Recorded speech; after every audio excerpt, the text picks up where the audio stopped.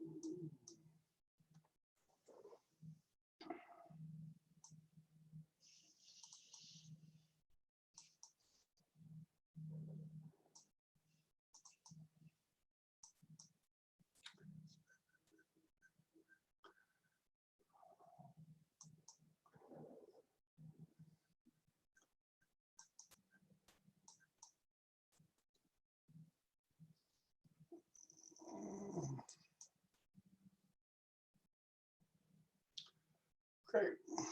Get that. Get it.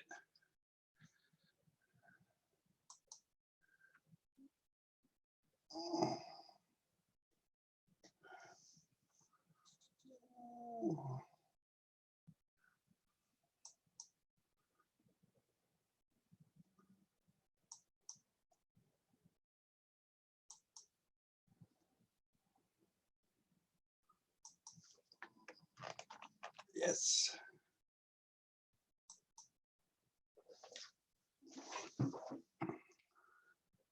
Yes.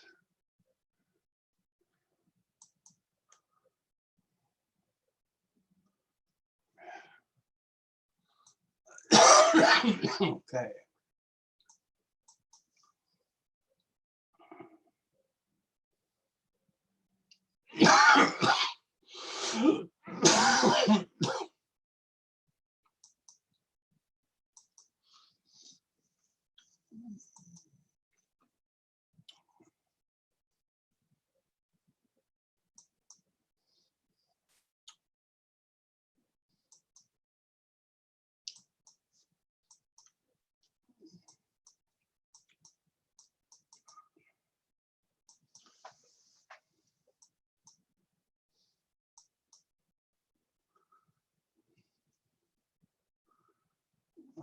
Actually,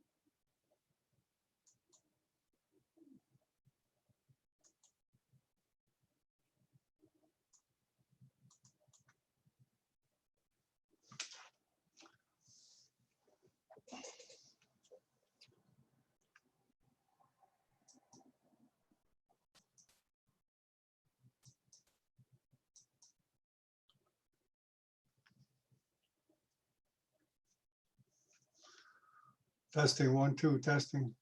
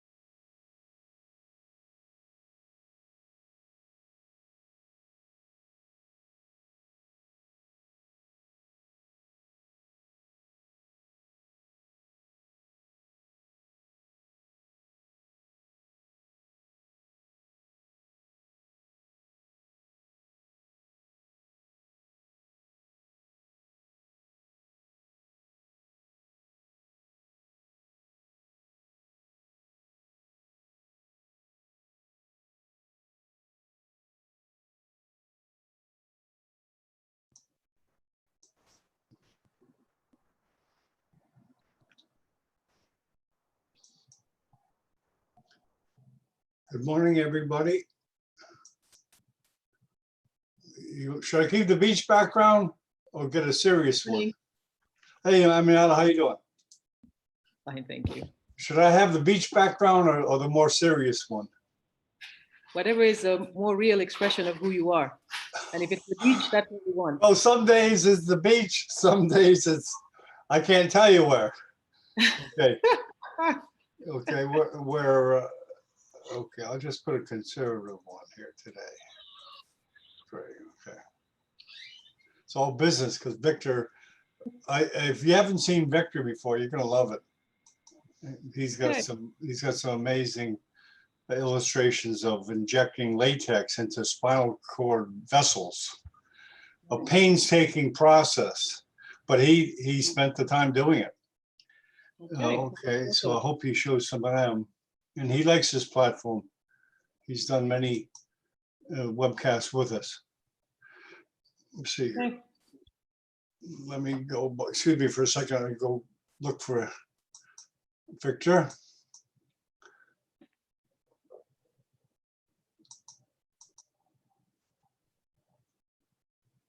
Where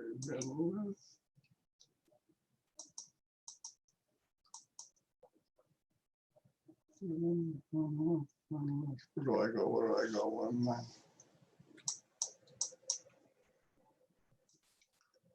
Okay.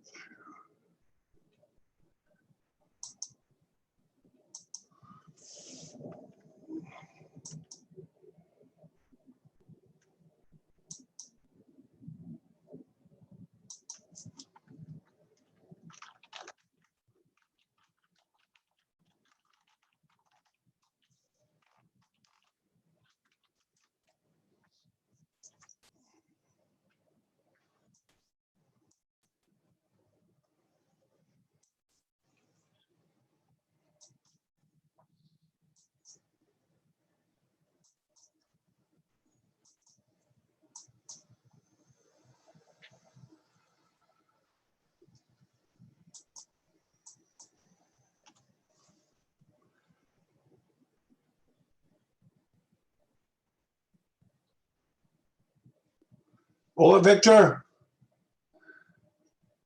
Victor, ha llegado.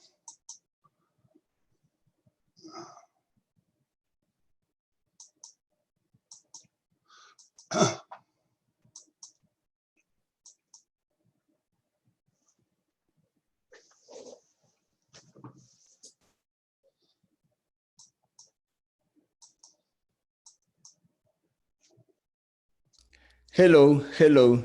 Hola, Victor. Hola, hola, hola. ¿Cómo está? Aquí estamos, mira, apenas a tiempo. Oh, ok. Mira, su cámara sirve. No parece su cámara. Ah, ok. Hey, aquí está. Victor, estamos creciendo. Sí, sí. I know. Es buena. Yeah. Mucha más gente. Porque esta vida es causa. Yeah. Now, you remember, Victor, everything, right? Screen sharing and stuff. Yes. Yeah. You got to show videos, right? Probably. Yes, probably. Yes. Okay. With the sound or no? No, without sound. Yeah, okay, because I gotta set it up specially for that. If you have sound.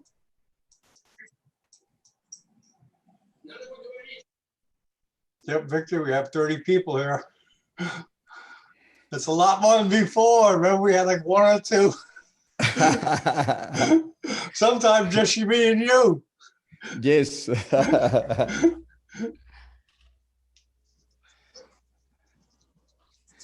¿Me puedes escuchar bien? Sí, ¿verdad? Sí, sí. ¿Me puedes escuchar bien? Sí, sí, perfecto. Sí, perfecto. Diferente, Bueno. diferente, ¿eh? Su equipo. Sí. Sí, bueno. Es que estoy yo necesito estrenando. comprar.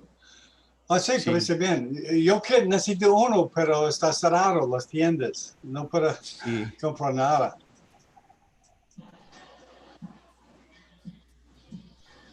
Más gente. Todo el mundo, Victor. Ok, listo. Ready? Ready. Ok, 10, 9, 8, 7, 6, 5, 4, 3, 2, 1. Good day, this is Dr. John Bennett from Miami Beach, home of Neurosurgical TV. Today we have the pleasure of having a world-renowned neuroanatomist, a neurosurgeon from Mexico City, who we've done these webcasts a while. I think we've done probably 25 to 30, Victor, right? Yes, right. We've done that many, huh? And all over the place. And we've televised Victor to different parts of the world also.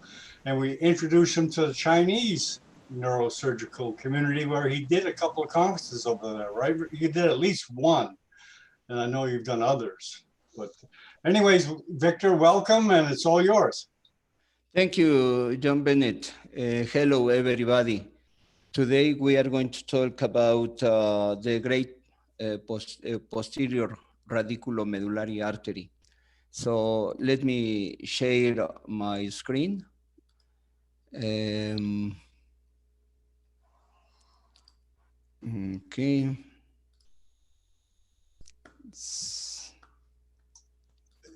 Yes, you can see it. Mm-hmm. Yeah. Is it okay? Yeah, beautiful. Okay. So I have been doing this job since almost 20 years ago. I began to inject brain arteries, and then after I was interested in research the spine arteries. So this work has been made in Mexico City, and this is one of some pictures about the vascularity of the spinal cord. This is really a nice picture. This is the posterior aspect of spinal cord. We can see these veins and very small arteries in this posterior part of the spinal cord. Albert Adamkiewicz is a very well-known physician that studied the spinal cord in these years. He did some studies in vascular anatomy, and Adamkiewicz injected arteries. Let me, okay. I like to,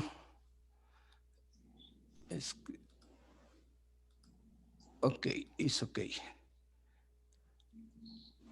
Adamkiewicz injected arteries and veins of the spinal cord.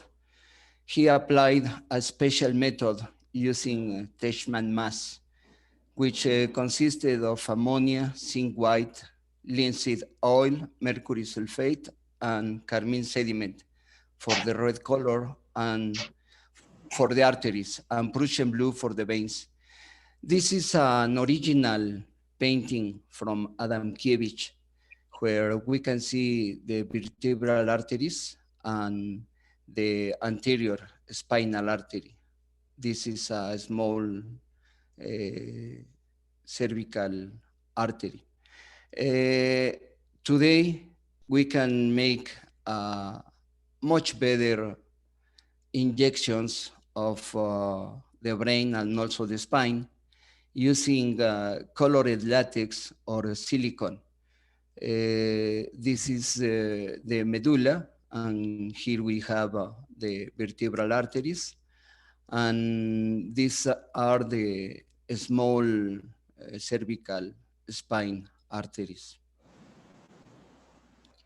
The pair of posterior spinal arteries course along the posterolateral surface of the spinal cord. The posterior spinal arteries generally exhibit a caliber of 0.1 or 0.4 millimeters. Here we have the origin of the superior posterior spinal arteries coming from vertebral arteries.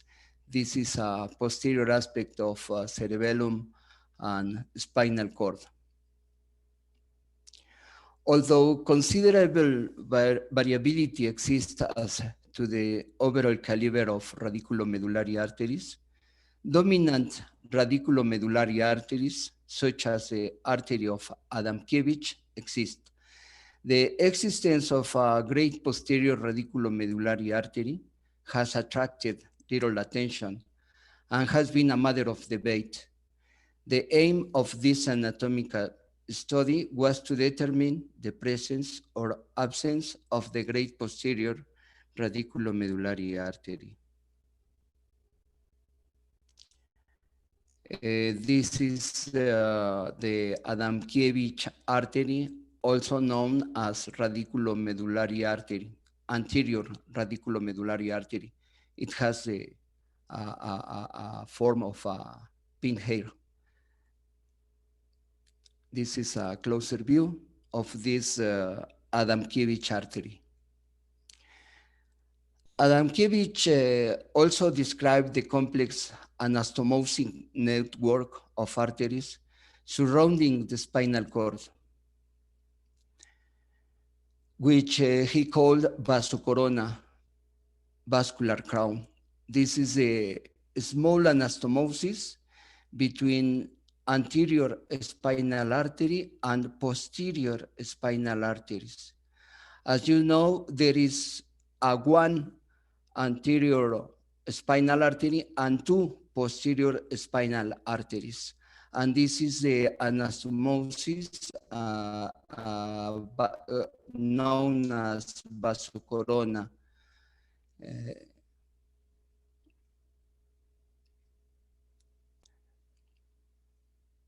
We performed microsurgical dissection on 50 formaldehyde fixed cadaveric human spinal cords.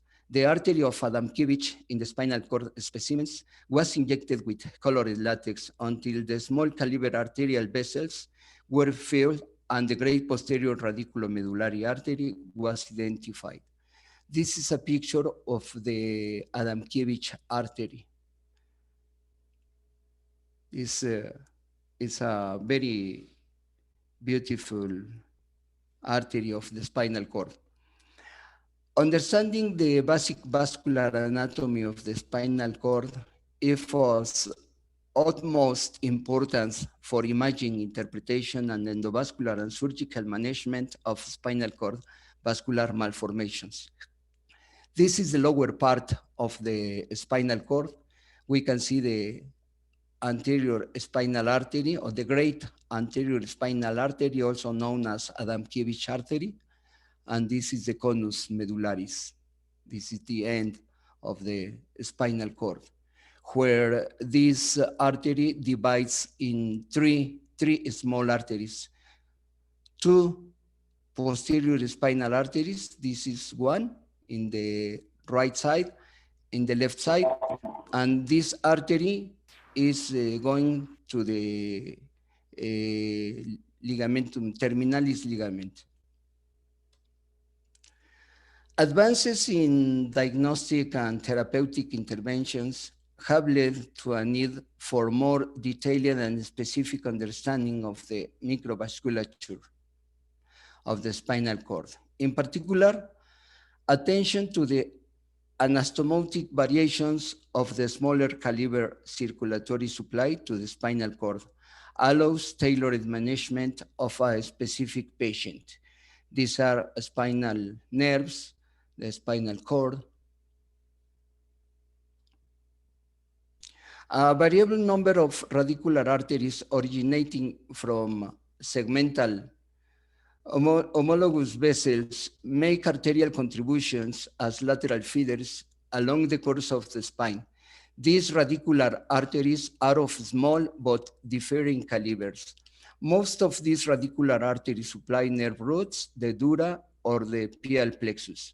Only a few of these radicular arteries specifically provide arterial supply to the collateral network of vessels supplying the spinal cord. These vessels are specifically termed radiculomedullary arteries, like this. This is a spinal nerves, these are spinal nerves, and this is an artery that runs along this spinal nerve. So this is known as radiculomedullary artery. Radiculomedullary artery.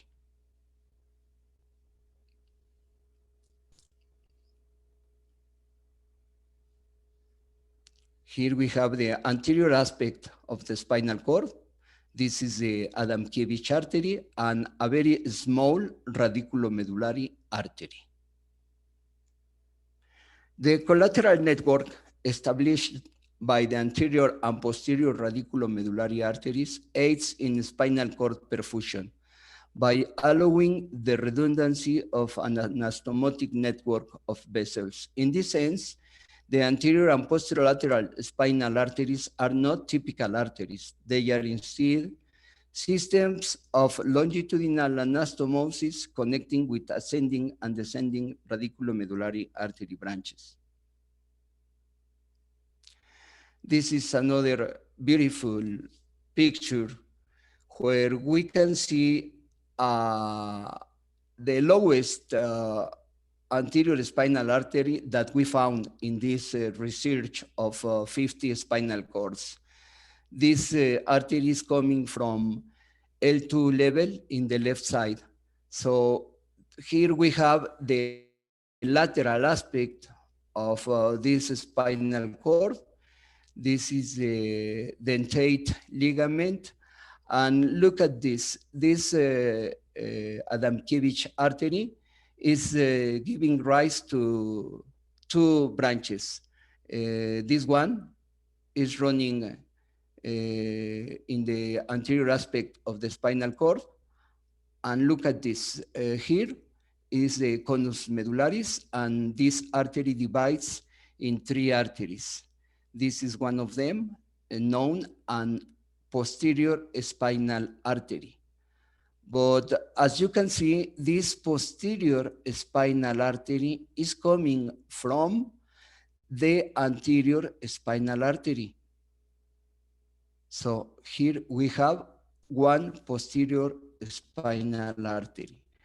These arteries that you can see in the nerves are also named radiculomedullary arteries, but they are very, very small. So in this specimen, we do not found a great posterior radiculomedullary artery. Instead, this posterior spinal artery is coming from the anterior spinal artery. The collateral, here is a closer view.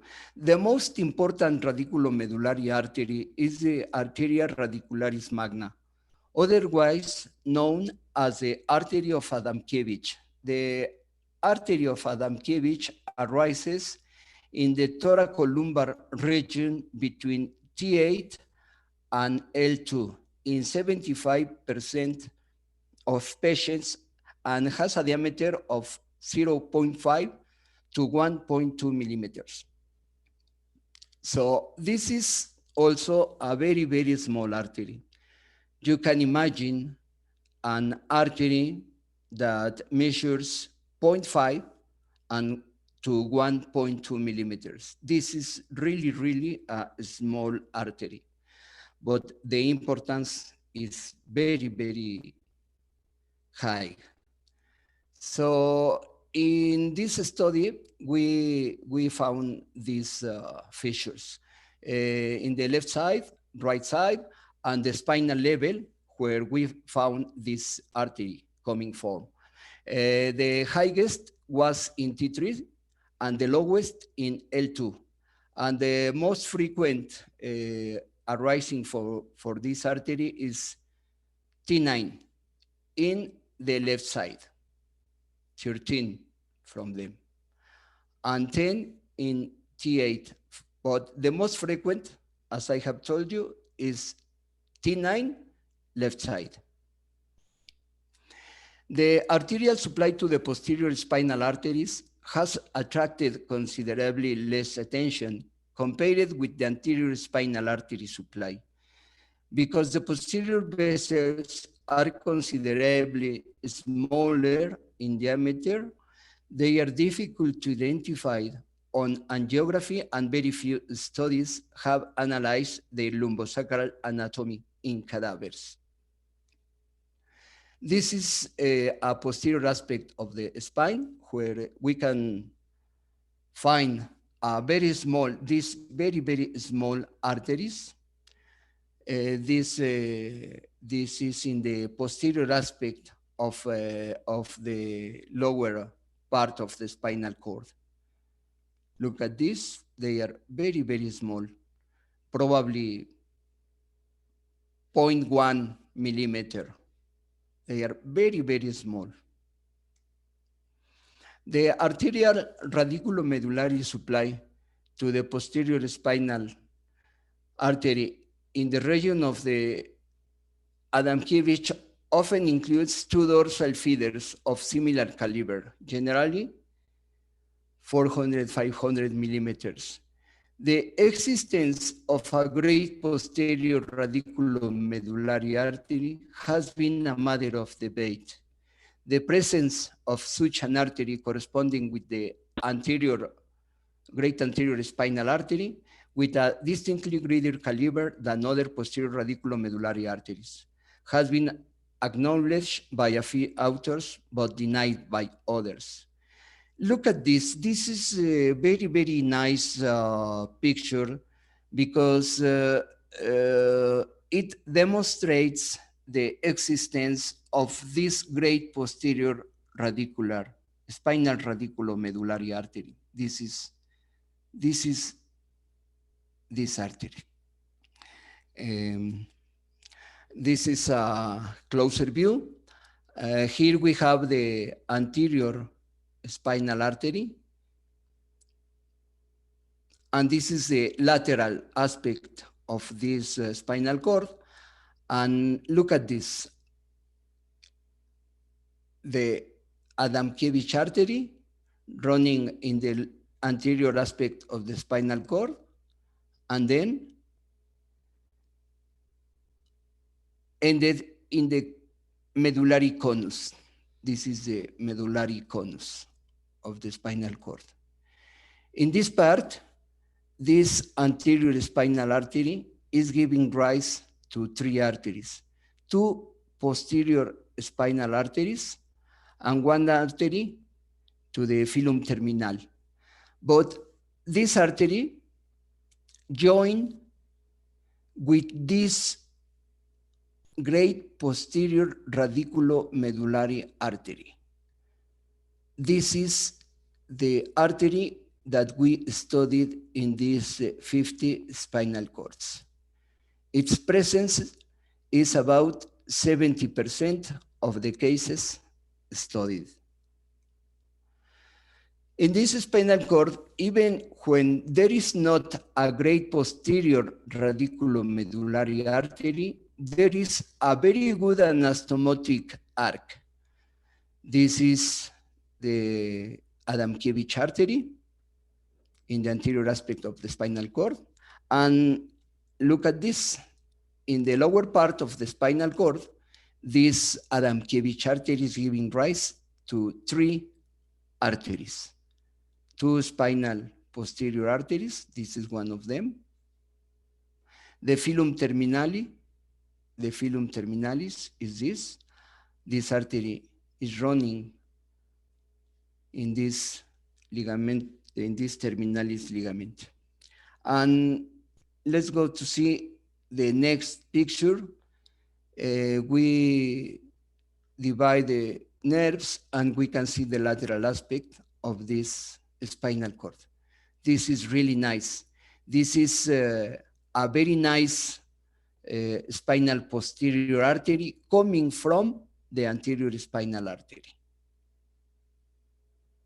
Posterior spinal artery. Great posterior radiculomedullary artery was identified in 72% of spinal cords specimens. This total included specimens in which unilateral and bilateral great posterior radicular arteries were found, as well as a single case in which three great posterior radicular arteries were evident. In 26% of the specimens, a unilateral left-sided great posterior radiculomedullary artery was present. A unilateral right-sided great posterior radiculomedullary artery was present in 22% of the specimens. In 22% of the specimens, bilateral were present, and one specimen demonstrated three right-sided great posterior radiculomedullary arteries. Average of this artery size was 0.44 millimeters, with a range of 1.120 to 0.678 millimeters on the left, and in the right side was 0.260 and 0.635 millimeters on the right. Although the caliber of the great posterior radiculomedullary arteries did not approximate that of the anterior spinal artery or Adamovich artery, the vessels were truly dominant and easily distinguished from the tiny caliber of the radicular arteries, which accompany posterior spinal nerves. A great posterior radiculomedullary artery was not identified in 28% of specimens. The spinal cord specimens in which a great posterior radicular artery was not present, the ventral distal trifurcated distally into a tiny midline artery that curves toward the filum terminali and two small caliber lateral branches along the anterolateral surface of the conus, which formed terminal anastomosis with the corresponding posterior spinal arteries. This is another picture of the great anterior spinal artery and some veins. This is the conus medullaris, the anterior spinal artery and posterior spinal artery. With respect to the artery of Adamovich, a left-sided vessel was found in 45 specimens, and a right-sided anterior Adamovich artery was present in 5 specimens. Of these, 6 specimens demonstrated duplicated Adamovich arteries, with 3 having 2 separate anterior Adamovich artery, both on the left side, and 3 having bilateral anterior spinal arteries, 1 left and 1 right. Of the left side duplications, 2 cases demonstrated duplicated left-sided Adamovich arteries at T8 and T12, and 1 case demonstrated duplicated T11 and T12 with left-sided origins. This is a spinal cord where we found 2 anterior spinal arteries. This is one, and this is the other one. Look at this, left side, right side, 2 great anterior spinal arteries. This is only one anterior spinal artery, but this is a small contribution of other radiculomedullary, anterior radiculomedullary artery. So Adamovich artery in the anterior aspect of the spinal cord, and this is a small contribution of this radiculomedullary artery. Let's see a closer view. Here we have the very small contribution. So in the upper side, upper view, these are 2 Adamovich arteries.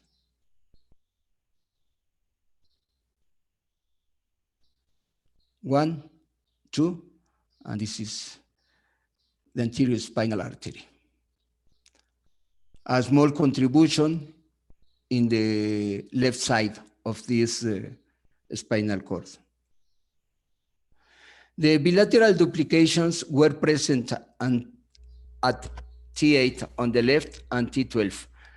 T9 on the left and T10 on the right, and T11 on the left and T8 on the right. The Adamovich artery most frequently originated on the left at the level of T9 in 13 specimens, and at the level of T8 in 10 specimens.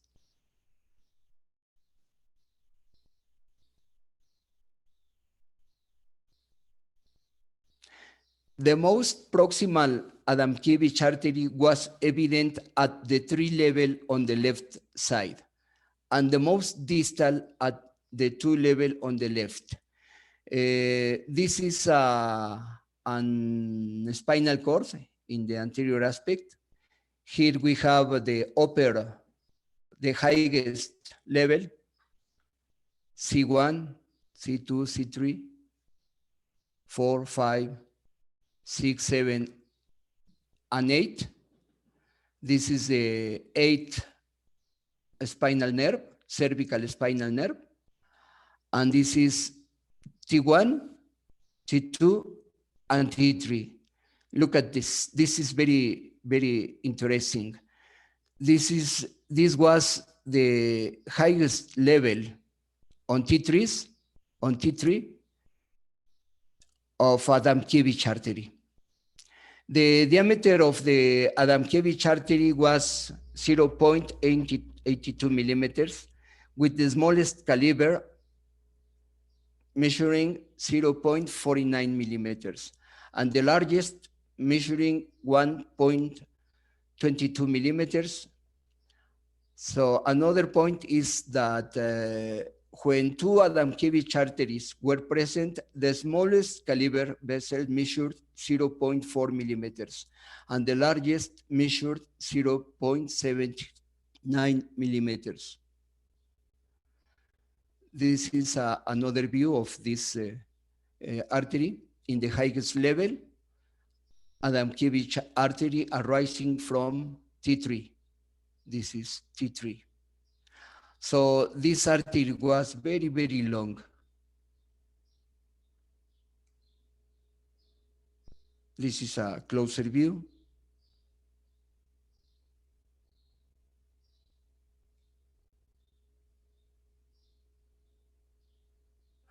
And this is the lowest level of the origin of Adamovich artery. This is in left side in L2, in the second lumbar spinal nerve. This artery arises from there. Look at this. This is also a very, very nice, very beautiful Adamovich artery coming from L2 in the left side. Let's go to see a closer view of this spinal cord. The anterior spinal artery, and then the conus medullaris and the trifurcation of this artery. This is the left side. Here is the posterior spinal artery coming from this anterior spinal artery. Spinal cord ischemia remains an infrequent devastating consequence of spinal and thoracoabdominal surgical and endovascular procedures. Radiculomedullary arteries, which provide arterial supply to the spinal cord, are variable in location and few in number. In particular, the dominant radiculomedullary artery supplying the anterior spinal artery, termed the Adamovich artery, has received extensive attention in the literature. However, the caliber of the anterior circulation with a usual anterior spinal diameter of 0.2 or 0.8 millimeters and an Adamovich diameter of 0.5 to 1.0 millimeters allows these vessels to be reliably visualized via vivo imaging studies. Although the anatomy of the anterior spinal artery and its supplying branches is well studied and is currently well understood, the more complex configuration of the paired posterior spinal arteries has received much less attention, often yielding complicated, confusing, and at times discordant results. In particular, the smaller radiculomedullary arteries supplying the posterior spinal arteries have received scant attention. In part, the decreased attention stems from the smaller size of the posterior circulation branches, making them more difficult to detect and rendering them less consequential to ischemic deficits when occluded. The posterior spinal arteries are usually 0.1 to 0.4 millimeters in diameter, and the posterior radiculomedullary arteries are typically smaller. Thus, the posterior radiculomedullary arteries are rarely well depicted in vivo during spinal angiography. So, we have also studied veins, and I want to show you this video. Here you can see the posterior aspect of the spinal cord and these radiculomedullary arteries, posterior radiculomedullary arteries. One of these is known as Great Posterior Radiculomedullary Artery because of its caliber. So let me active this video.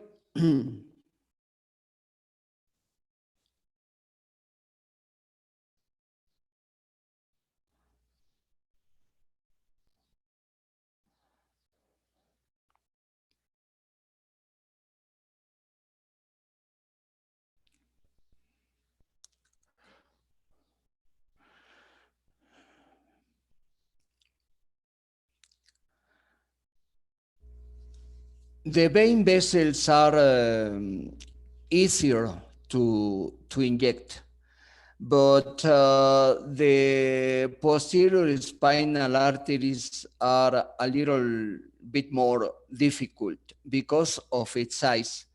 But with the patients, you can localize these very small arteries and you can inject them.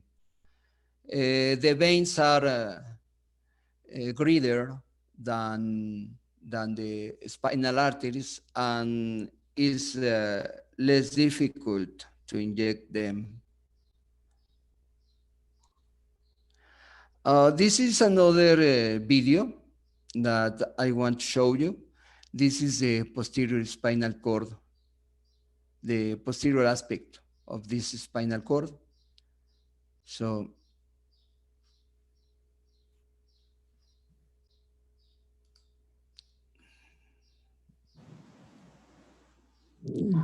can you hear me, John? Yes. Can you hear me? Okay, yes, okay. This is a dissection of the arachnoid in the posterior aspect of this spinal cord. Here we have some veins, the lumbar spinal nerves,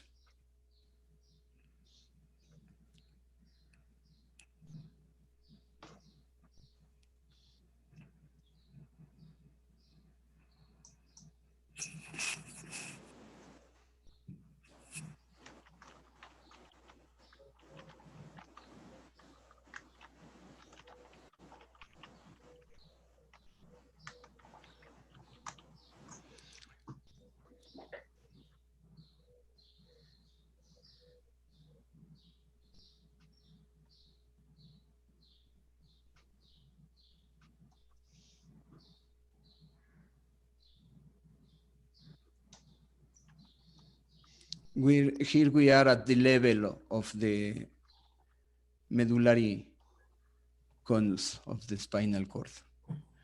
I think that one picture or one video says more than 1,000 words.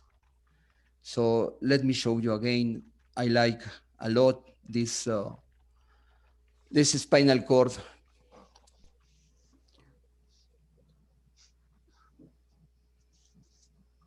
Each one of these spinal cords have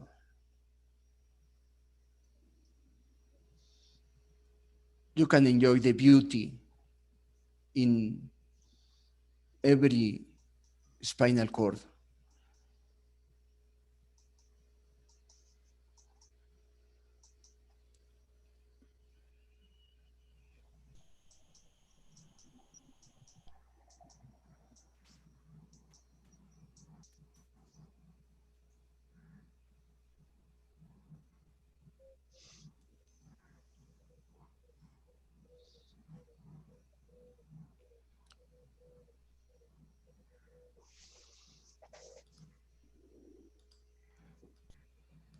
Look at these very, very small arteries in the conus medullaris. Very, very small arteries.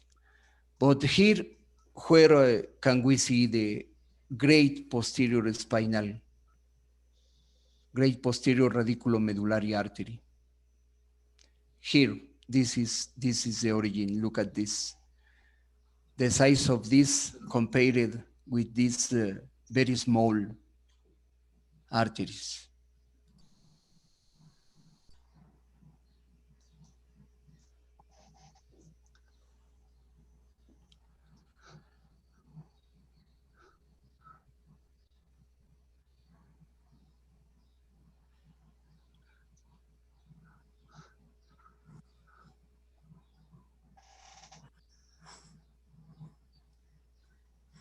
Okay. The great posterior radiculomedullary artery. The existence of this artery has been a matter of debate. The presence of such an artery corresponding with the Adamovich artery with a distinctly greater caliber than other posterior radiculomedullary arteries has been acknowledged by a few authors.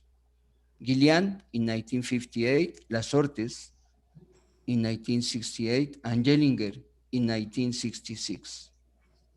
Tron in 2016 year. But denied by others, this one.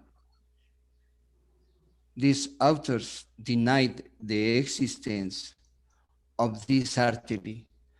But now there is no doubt about its existence. Here we have the great posterior radiculomedullary artery coming from left side at the level of T10. At the level of T10, we have this beautiful, great posterior spinal artery. No doubt about its existence. No doubt about its existence. Look, this is really, really beautiful artery. This research was published in the American Journal of Neuroradiology last November, was published in November 21. Anatomy of the great posterior radiculomedullary artery. This research was conducted by me and Dr. Juha Hernesniemi and also Juan Small.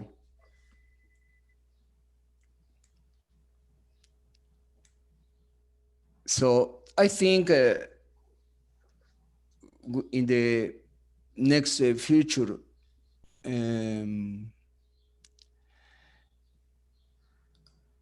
we can talk about other features of the vascularization of the spinal cord, which is really, really beautiful.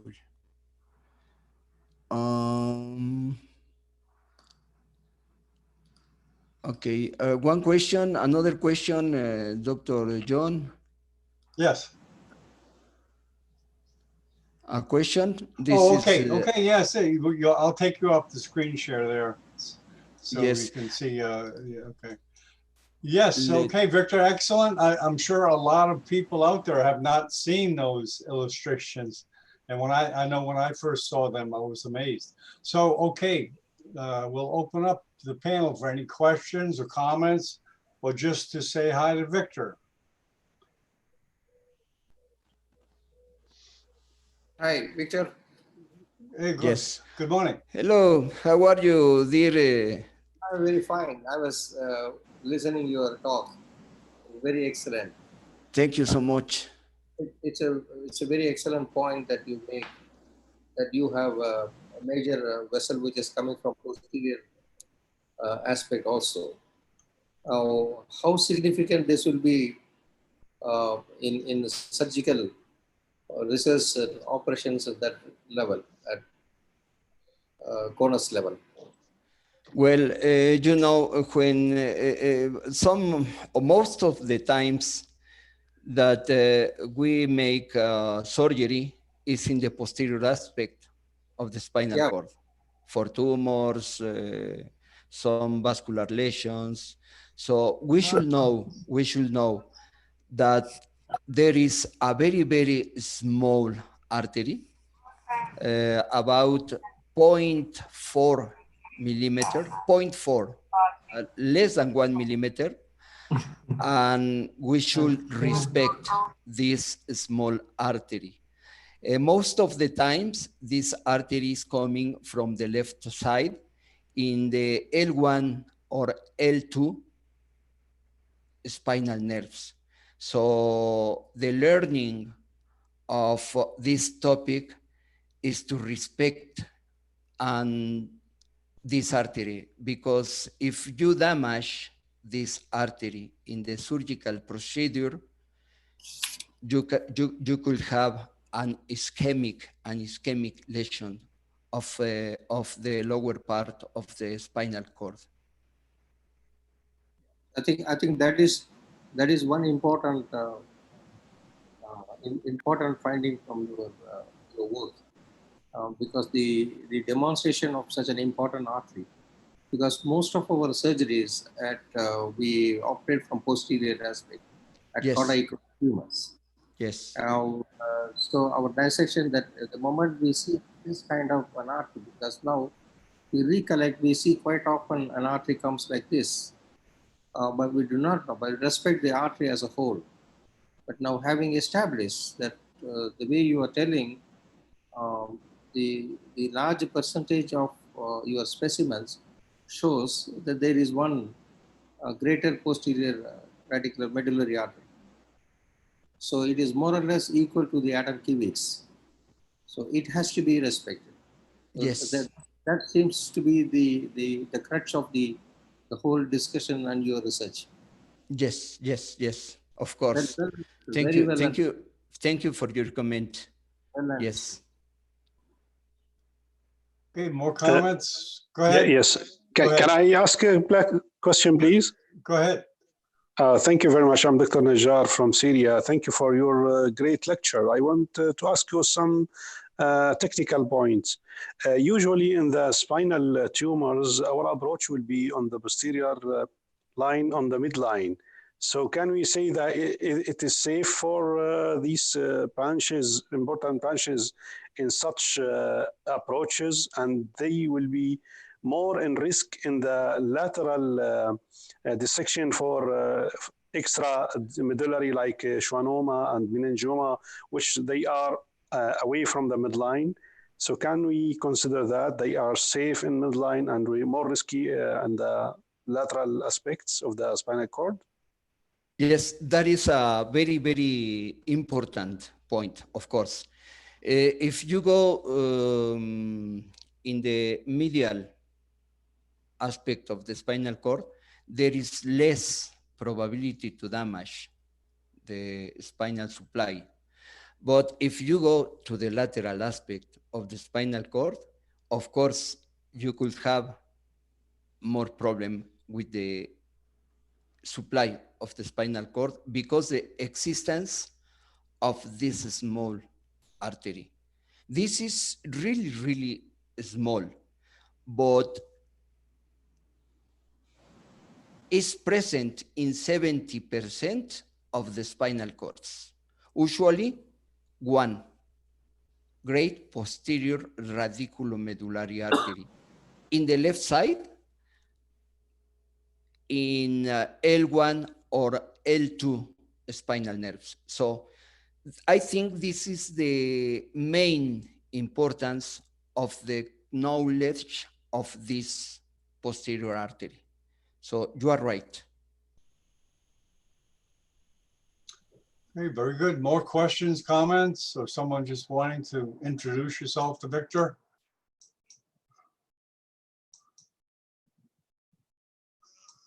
Uh, 58 panelists, Victor, and everyone's quiet. Well, I might ask you to sing. No, I wouldn't do that. Maybe after. I would like to show you in another lecture more videos, because videos are really good to understand this artery. So I have too many videos about dissection of this artery. Okay. So in another lecture, we can show Sure. some dissection videos of the vascularization of the spinal cord. Okay, we'll put that on the schedule. Okay, we'll talk later about that. Any Hi, more? hi, Victor. It's Ali Alavi from Australia. Good day. Thanks for. Hey, good day. Thanks for presentation. It was very interesting. Just a quick question. What's the discovery rate of this artery when you performing DSA studies? I understood you could find it 70% of anatomic dissection, but when I'm ordering DSA, what should be my expectation to find it out in the DSA study, please?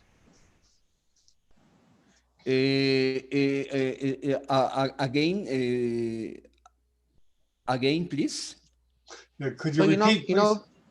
Yeah. So my question is, this artery exists in 70% of the cases.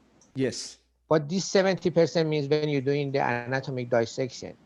So in my practice, if I request for DSA study or angiogram, what would be the expectation of finding these arteries? What kind of percentage would you suggest? Yeah, I think in an angiogram is very difficult to identify this artery because of its diameter. In angiogram, this artery is about 0.4 millimeters. So I think it's very difficult to find it on angiograms. Adamovich Artery doesn't have more problem because its diameter is about 1 millimeter. But posterior radiculomedullary artery are difficult to identify, to see on angiograms. I think in vascular lesions, for example, vascular malformations of spinal cord, maybe this artery is bigger. But in my anatomical studies, I think the artery is about 0.4 millimeters, very, very small. I don't know if this was your question. Yeah, sure. I just wanted to know. So technically DSA is not, or angiogram is not the best way to identify these arteries. You just need to imagine the artery is there and try to just preserve it during the operation. Yes, of course. Yes, you are right. Okay, thank you. Okay, we have a question from the audience, Victor. Do these arteries have a role in vertebral body hemangioma?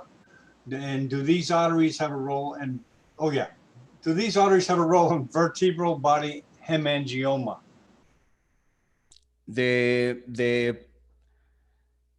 If this artery is involved in the hemangioma of the bone? Well, en qué parte esta arterias tiene una, ¿qué hace en una hemangioma de cuerpo de vertebral? I think there is no participation of this radiculomedullary artery because this artery is inside the radiculomedullary compartment. So this artery so they have no doesn't have a role in the bone hemangioma. Okay. Very good. Further questions or comments from anybody? Don't be afraid.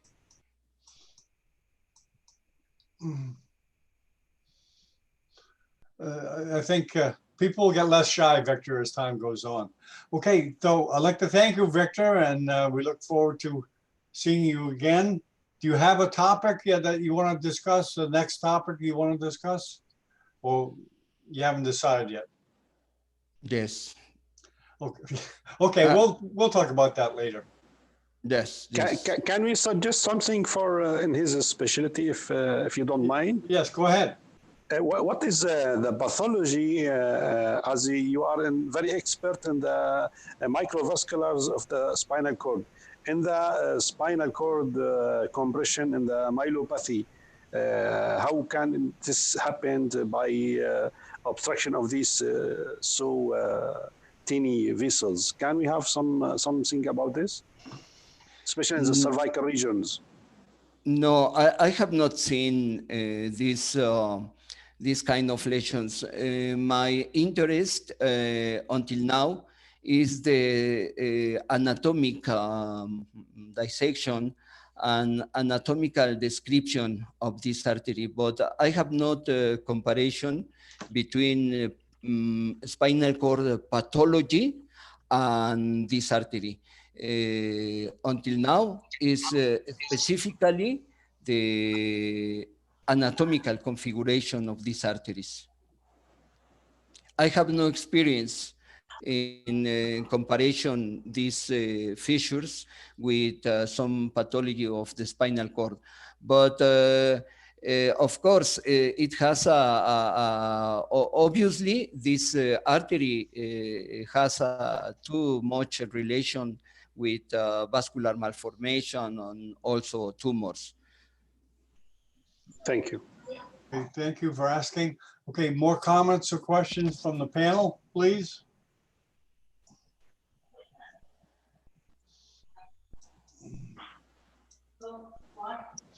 Okay, Victor. I guess there's no more comments or questions, but we'll see you the next time. But Yes, let me- I think we should have another lecture to show video dissection of this artery. I okay, think we can learn too much about the configuration of this very important great posterior radiculomedullary artery. okay, that would be great. Yeah. Okay, Thank you so Victor. much. Thank you so much for everybody. Hope to see you again. Okay, hasta la próxima. Ciao. Ciao. Thank you very much. Thank you. Thank you. Thank you, Dr. Paris. Thank you. Okay, Thank you. okay, very Thank good. you. Okay, Dr. Goella, you're there, correct? Yes, yes. Oh, John. good. Here you are. Great, great. We segue right to the next show. Great. Yeah, yeah, yeah. Good morning. Good morning. Good morning, John. Okay, you're welcome to start. Okay, so I'm actually John. There is some, the title is not philosophical. I'm going to talk on another subject. Maybe philosophy is my favorite subject. I'll talk on some other day. Okay. So today I'm going to talk on a very important subject for neurosurgeons.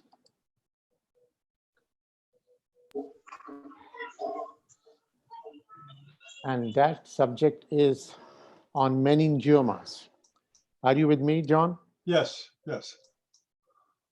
I'm going to take the participants to the world of meningiomas. As you all know, meningiomas are very important for all of us, and they actually form a part of our life. We spend so much time with meningiomas. Once you start, you have to finish. They are difficult operations. More importantly, they are different. Every meningioma is different. Every meningioma has a different problem, and the manner to resect the meningioma is different for each patient.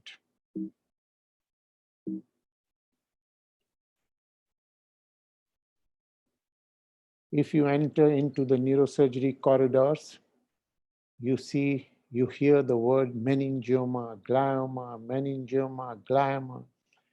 All our lives, we have been thinking, we have been talking, and we have been discussing about meningiomas. And we learn how to operate into the world of neurosurgery by operating on simpler meningiomas and then going on to complex meningiomas. How to remove the tumor, how to control bleeding, how to resect, how much to resect, whether the dura has to be resected, whether the bone has to be resected. Of course, the safety comes first.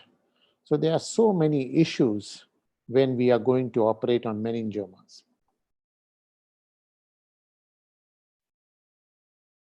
So I am going to take you to my own personal world of meningiomas over the last several years.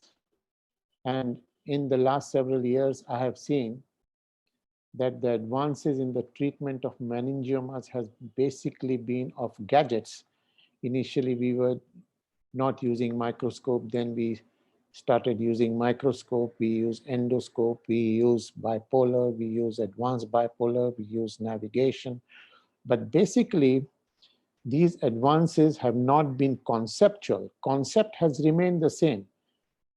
Operate, resect. And of course, adjuvant treatment has improved. The investigations have improved. And our own surgical techniques and technology has improved. So I'm going to show you several images today. Rather than the technique, I'm going to discuss about the philosophy of meningiomas, about the variations in meningiomas.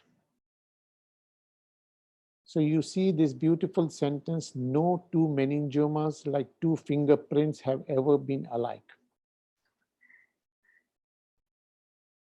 These are the fingerprints of various people, and you must know that all the 7 billion people on this planet have a different fingerprint. Similarly, I have to say that all the meningiomas on the planet that we see are different. And this difference in these meningiomas, I'm going to be discussing with you. The other thing that is different in every dog is the nose print. Do you know how the dogs are identified? By the print of their nose. And every dog and every animal on the planet has a different nose print and a different shape of the nose. The other thing that is different in all of us, the entire human population on the planet, is the difference in the voice. There are no two human beings with the same voice.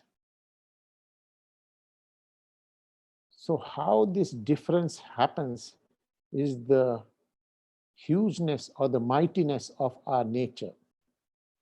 Similarly, the ear lobule, the make of the ear lobule is different in all human beings. There are no two ear lobules similar in shape or size or architecture. And for us neurosurgeons, we have to realize one very basic concept that no two cerebral hemispheres are similar.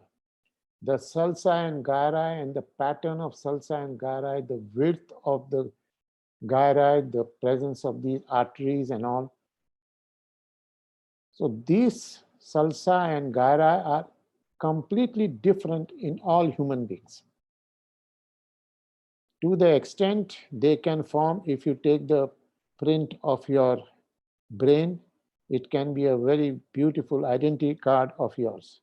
So if you want to make a real identity card of yours, you must make the print of your brain.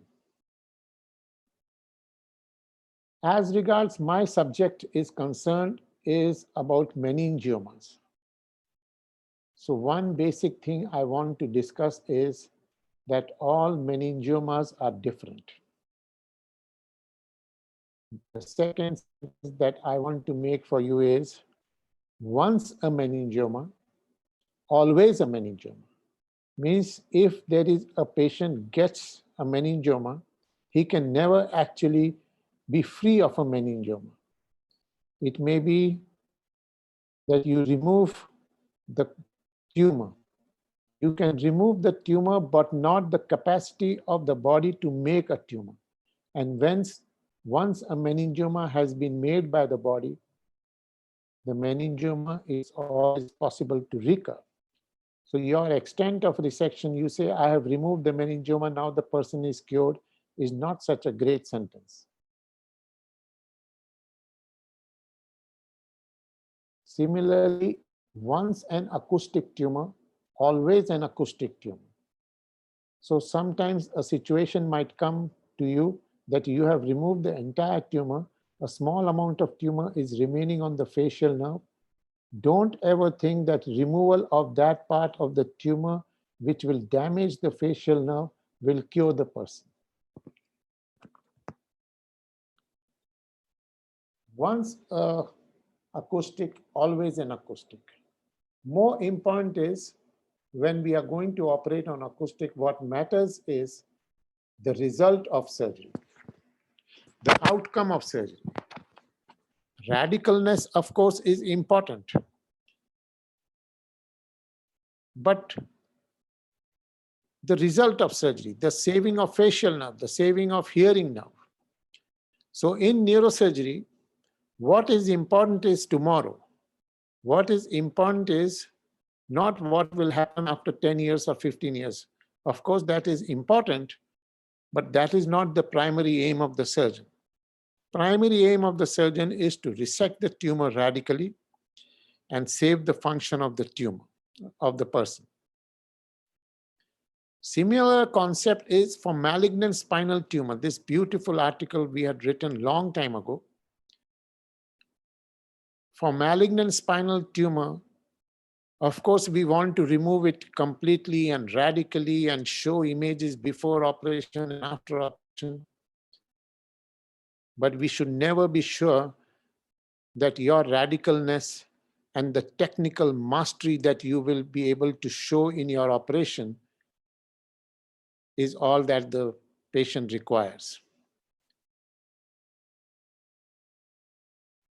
So you see this, if you can read this beautiful sentence, when you see something that is technically sweet, you go ahead and do it.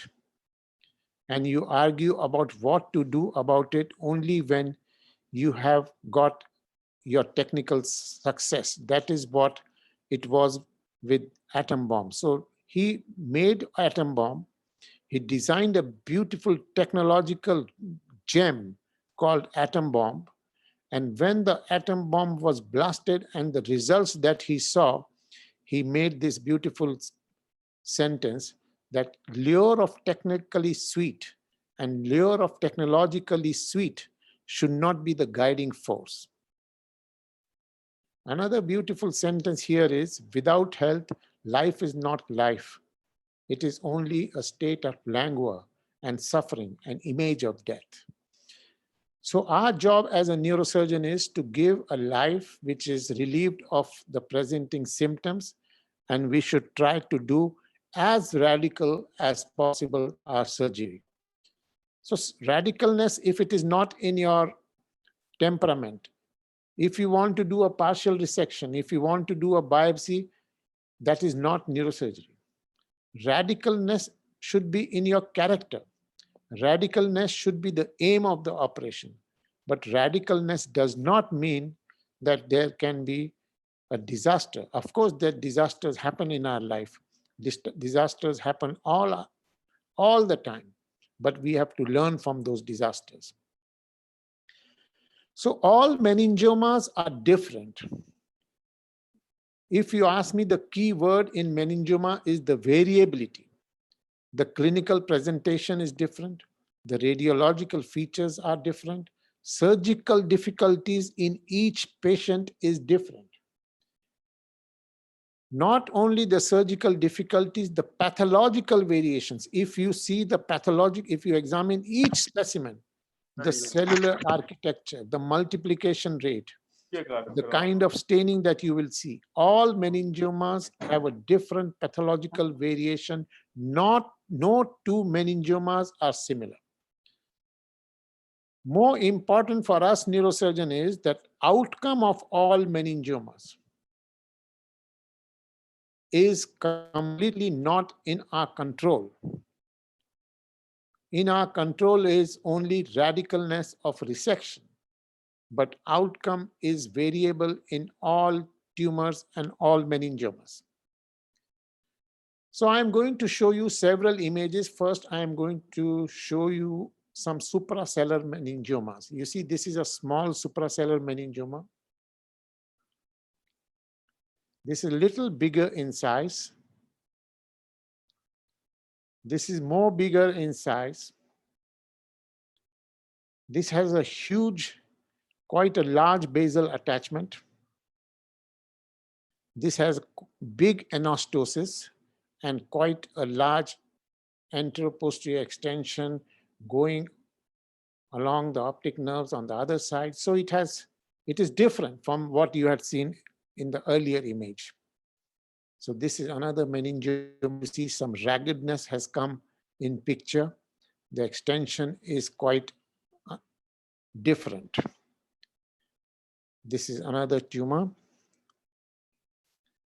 You see there is an anastosis here, and this is the tumor. This is bigger anastosis, big anastosis. You see this tumor anastosis. This suprasellar meningioma is looking like a pituitary tumor, but it is a meningioma, so it is relationship with the pituitary gland is variable.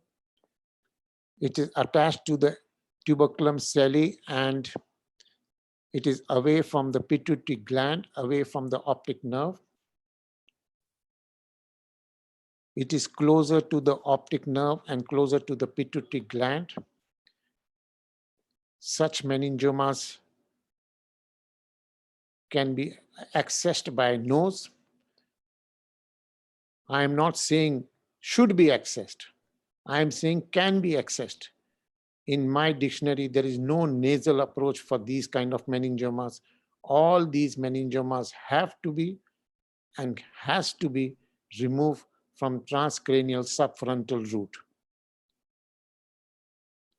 Endoscopic removal, in my view, is not such a great operation. Maybe quite, don't like to use any unnecessary words here, but it is not a good option. This tumor is a little bit eccentric. You see, it is not in the midline, it is going off the midline. This is going more off the midline, and it is almost like an anterior clinoidal meningioma. This suprasellar meningioma has a bony shell, calcification around the meningioma. And when there is a calcific part in a meningioma, it is different. The surgical issues are different. The complexity, the kind of resection that you will do and the difficulties that you will encounter will be different in case of solid, firm, and calcific tumor. So if you ask me which is the main factor that will determine the extent of difficulties during suprasellar meningioma resection, I will say the firmness in the character of a meningioma and presence of calcification determine the firmness of the tumor. This tumor is encasing the anterior cerebral artery complex, and this is another difficulty during suprasellar meningioma surgery. When you operate on these tumors, if you ask me, one very important and the most crucial aspect of surgery on these tumors is to preserve the anterior cerebral artery complex. If you take one perforator from the anterior cerebral artery or from the anterior communicating artery, there is a big possibility that you can damage the person. And you can damage the person in a very bad manner. So this surgery, the outcome of this surgery, just a minute, please.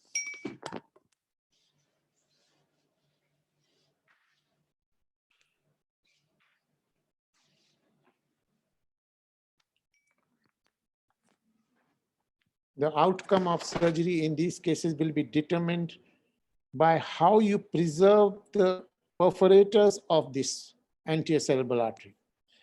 So when the artery is encased, you have to, whether it is encased or not, the surgery involves exposure of the artery early in the operation and separating the artery and the branches early in the operation. That forms the basis of tuberculum celli or suprasellar meningioma surgery. Any kind of nasal approach will not give you the access to these arteries early in the operation. And there is no way you can damage these vessels. Suprasellar meningiomas are difficult operations. You have to, and there is no way you can sacrifice one single perforator. So here there is anterior cerebral artery is encased by the tumor, internal carotid artery is encased by this tumor. So when you are going to plan operation, you have to see what is encased and what is not encased. More often, when the artery is encased by the tumor, they are soft tumors. When the artery is displaced by the tumor, it is a firm tumor. When the artery is encased by the tumor, more often they are firm tumor and less aggressive tumor. No, when they are encasing the artery, they are softer tumor and more vascular tumor and relatively more aggressive tumors. So tumors which displace the arteries are better for the patient. They may be little firm, and when they are firm, that firmness makes the operation a little bit tricky. So there are two things. One is the firmness of a meningioma. Second is the vascularity of the meningioma. Firmness is bigger issue than the vascularity of the tumor for me. This is another tumor. There are speckled calcification within the tumor. You see here, there are speckled calcification within the tumor, and the arteries are displaced by the tumor.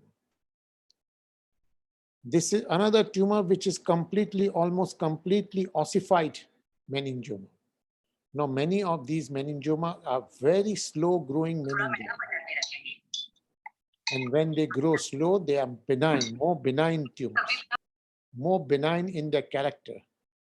In some of these cases, the symptoms are long-standing and their person may not even need surgery.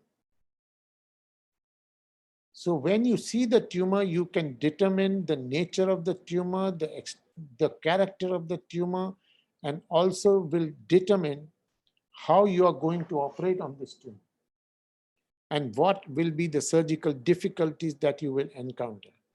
I will say if you get such a tumor with marginal symptoms or no symptoms, you might even consider a non-operative kind of treatment because these tumors are very slow growing tumors. This is another tumor with bigger bone reaction and wider extension and speckled calcification within the tumor. Now this tumor is different, supracellular tumor with extensive surrounding edema. So what I am trying to show you is that all tumors are different. All tumors are different in their radiology, and all tumors are different in their behavior and in the response to the brain. So long time ago, in the year 2001 or 2002, I had written this article with experience of 70 cases of tuberculum celli meningiomas. And now in the further 18 or 19 years, we have reached about 300 cases of tuberculum celli meningiomas. And this tuberculum celli meningioma forms a very important part of my life. I enjoy doing these tumors, and there is no question that these tumors are very important for all neurosurgeons. So till May 2001, this was my series. So according to the character of the tumor, we had graded the supracellular meningiomas to assess the extent of surgical difficulty, to assess the extent of resectability that will be possible, and to prognosticate the visual outcome in that paper in 2001. So we identified some clinical parameters and some radiological parameters. You should also know all cases, all patients present with different symptoms and signs. There are huge variation in the clinical presentation. So on the basis of clinical parameters and radiological parameters, we divided meningiomas into different grading systems. So age of presentation was different, and according to the age, we gave some points. So in that series, this was the grading number of patients. The other thing is the duration of visual symptoms. If you ask me, in supracellular meningiomas, the duration of visual symptoms is very important feature that will determine the extent of surgical difficulties. The longer the duration of symptom, if the symptoms are for 10 years, makes the surgery difficult. If the symptoms are only for 3 months or 2 months, it makes the conduct of surgery different. So longer the duration of visual symptoms, worse, firmer the tumor, benigner the tumor, less vascular the tumor, there may be calcification in this tumor, but more intense relationship with adjoining optic nerve and internal carotid artery, and the anterior cerebral artery complex, which is the most critical part of this operation. The other thing is extent of visual deficit. If there is a partial deficit or there is a severe deficit, partial means vision, finger counting at the region of 6 feet. Severe deficit is visual counting, only finger counting less than 3 feet. So this is the kind of deficit that we had written and given points. More severe the visual deficit, more aggressive the visual deficit, more difficult is the surgical resection of the tumor. So this is another feature that if you are going to do suprasellar meningiomas, you must remember that the extent of visual deficit and the duration of visual deficits are very important features that will determine. If a patient with suprasellar meningioma comes with hemispheric deficit, which is extremely rare, the extent of surgical difficulties will be different. If the person has come with altered sensorium, which is extremely rare, altered behavior, which is extremely rare, if the person has come with seizures, it means that this tumor is involving the brain and disturbing the chemistry of the brain. If the person has come with endocrine disturbance, which is extremely rare or never seen. So if you see these features, I will say you never see this hemispheric deficit, you never see altered sensorium, you never see altered behavior, you see frequently seizures, and you never see endocrine disturbances in suprasellar meningiomas.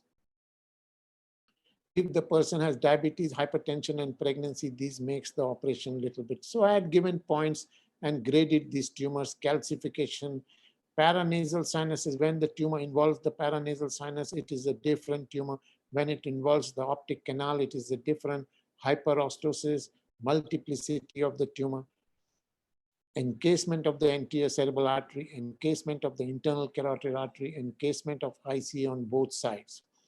If you ask me, anterior cerebral artery encasement is more dangerous an issue.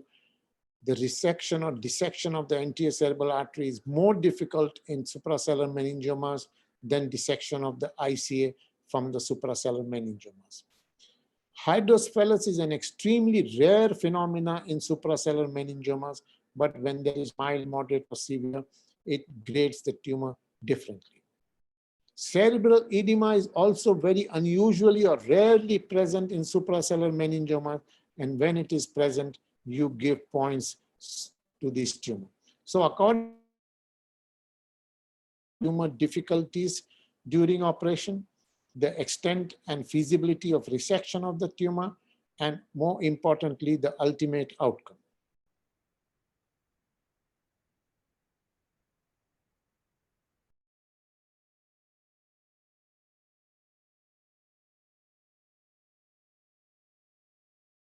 Okay, I think everybody knows what's going on. We just wait. Hopefully we'll get lucky. Usually we do. So just hang in there.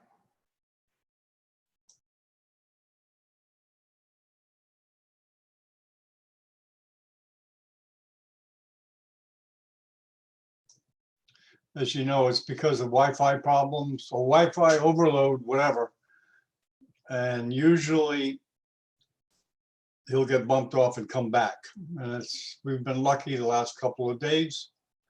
Yesterday's transmission was totally free of that problem, but the day before was problematic. Hopefully he'll be back.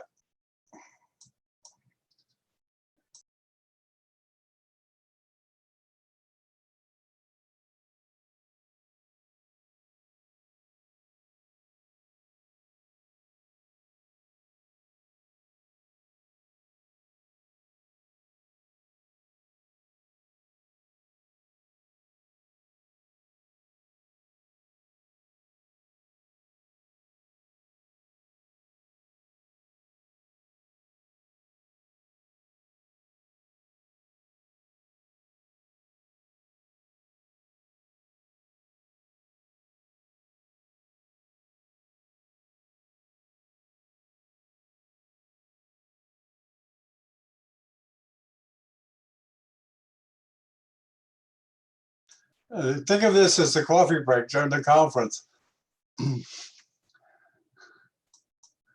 Although coffee break without the coffee, without the tea.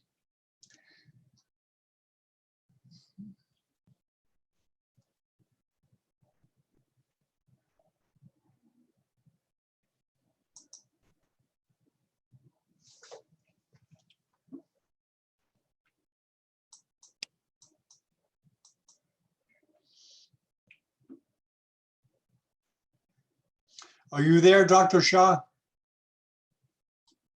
Oh, I think he's okay. Okay, I think he's back.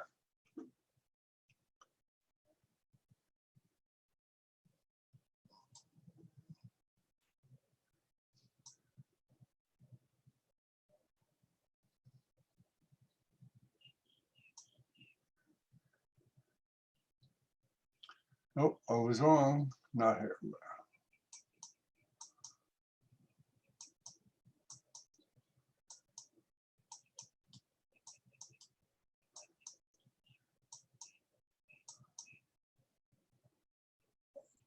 Good day, Sunil.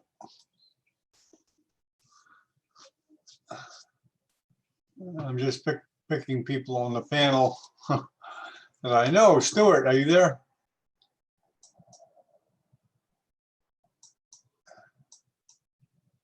We're just waiting for Dr. Goel to reconnect with his Wi-Fi connection.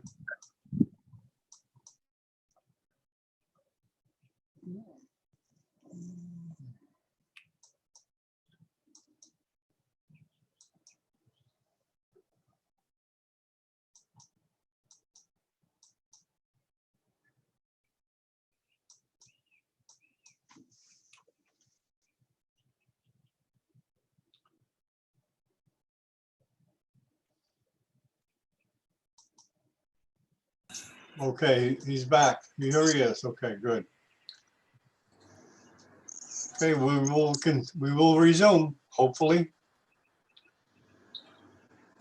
John, Yeah, hi, we're here. I'm working on it. Just give me a few minutes. Okay. I'm sorry for this, but unfortunately, I cannot help, as I mentioned to you, my dear John. Okay, we always make it through. Yeah, it will come. Just to give me a few minutes. Okay.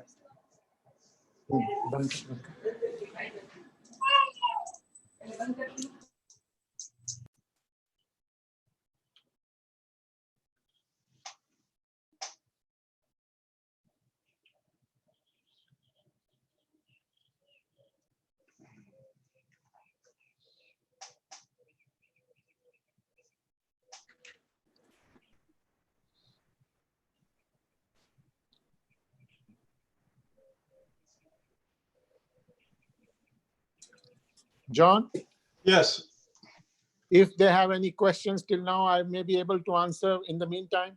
Okay. Okay. Any questions or comments from the panelists, please?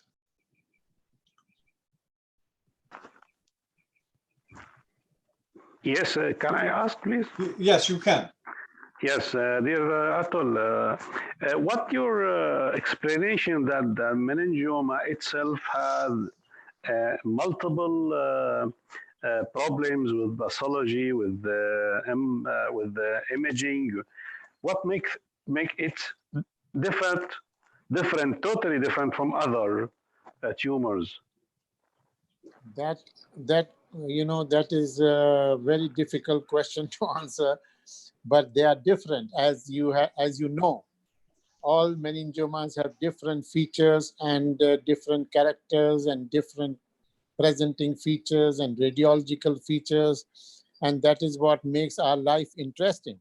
Imagine now if all the meningiomas were similar and all the meningiomas had similar kind of bleeding situation, then our life in neurosurgery would not be so interesting. You agree with me? Yeah, yes, actually, I agree with, but I'm looking for the factors. Is it the relation with the vessels? Is it the relation with the dura mater, or what makes is different in behavior also? I am not sure if I will be able to answer why they are different, but God has made them different. That is what is the issue. Just a minute, I think I'm... Does he accept insurance? Yes, you make it very hard for me. Just a minute, I think I am about to get it. Okay. Yeah, yes, we are waiting. Any other question in the meantime, John? Okay, panelists, step up. Any comments, questions? Hello. Go ahead. Yes. Oh, go ahead, Victor. A comment. I enjoy a lot your lecture, Dr. Atulgol. The beginning of the lecture was really nice about the philosophical point of view of meningiomas are not the same. But you know, when we operate a meningio, specifically a petroclival meningioma or the anterior floor of the skull base. So how do you consider the success of surgical resection? If you remove most of the tumor, but you cannot resect all the tumor, is a success? Okay, a tool. So it's a success. Let's see. A tool dropped off one of his sites. I'm not sure if he's on the other. He may not be with us for a second, Victor. Hold on. Yeah. Let's see. He usually comes back pretty quick. Okay, there he is. Okay. Are you there, Dr. Goel?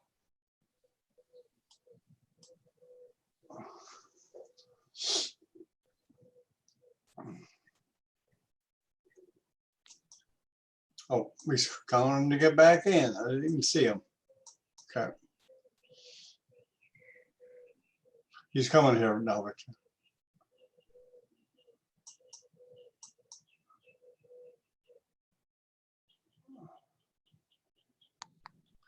Okay. Welcome back, Dr. Goel.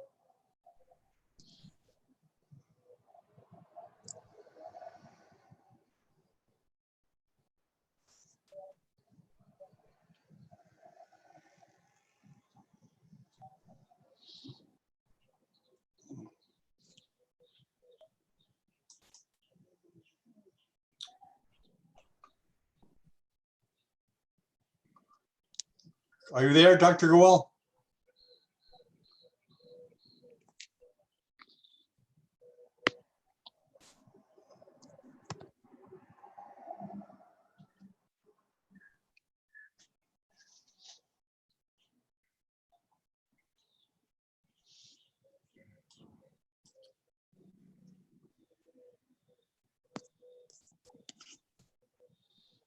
Okay, he's here. His two accounts are here.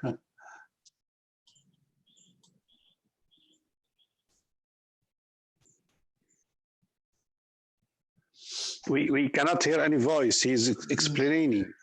No, he knows what's going on. He knows how to get back in and stuff. But his audio. He's muted. Can you unmute him, John? No, he's not muted. He's got it. He's not muted. Yeah, I think he's explaining, but we can't hear anything.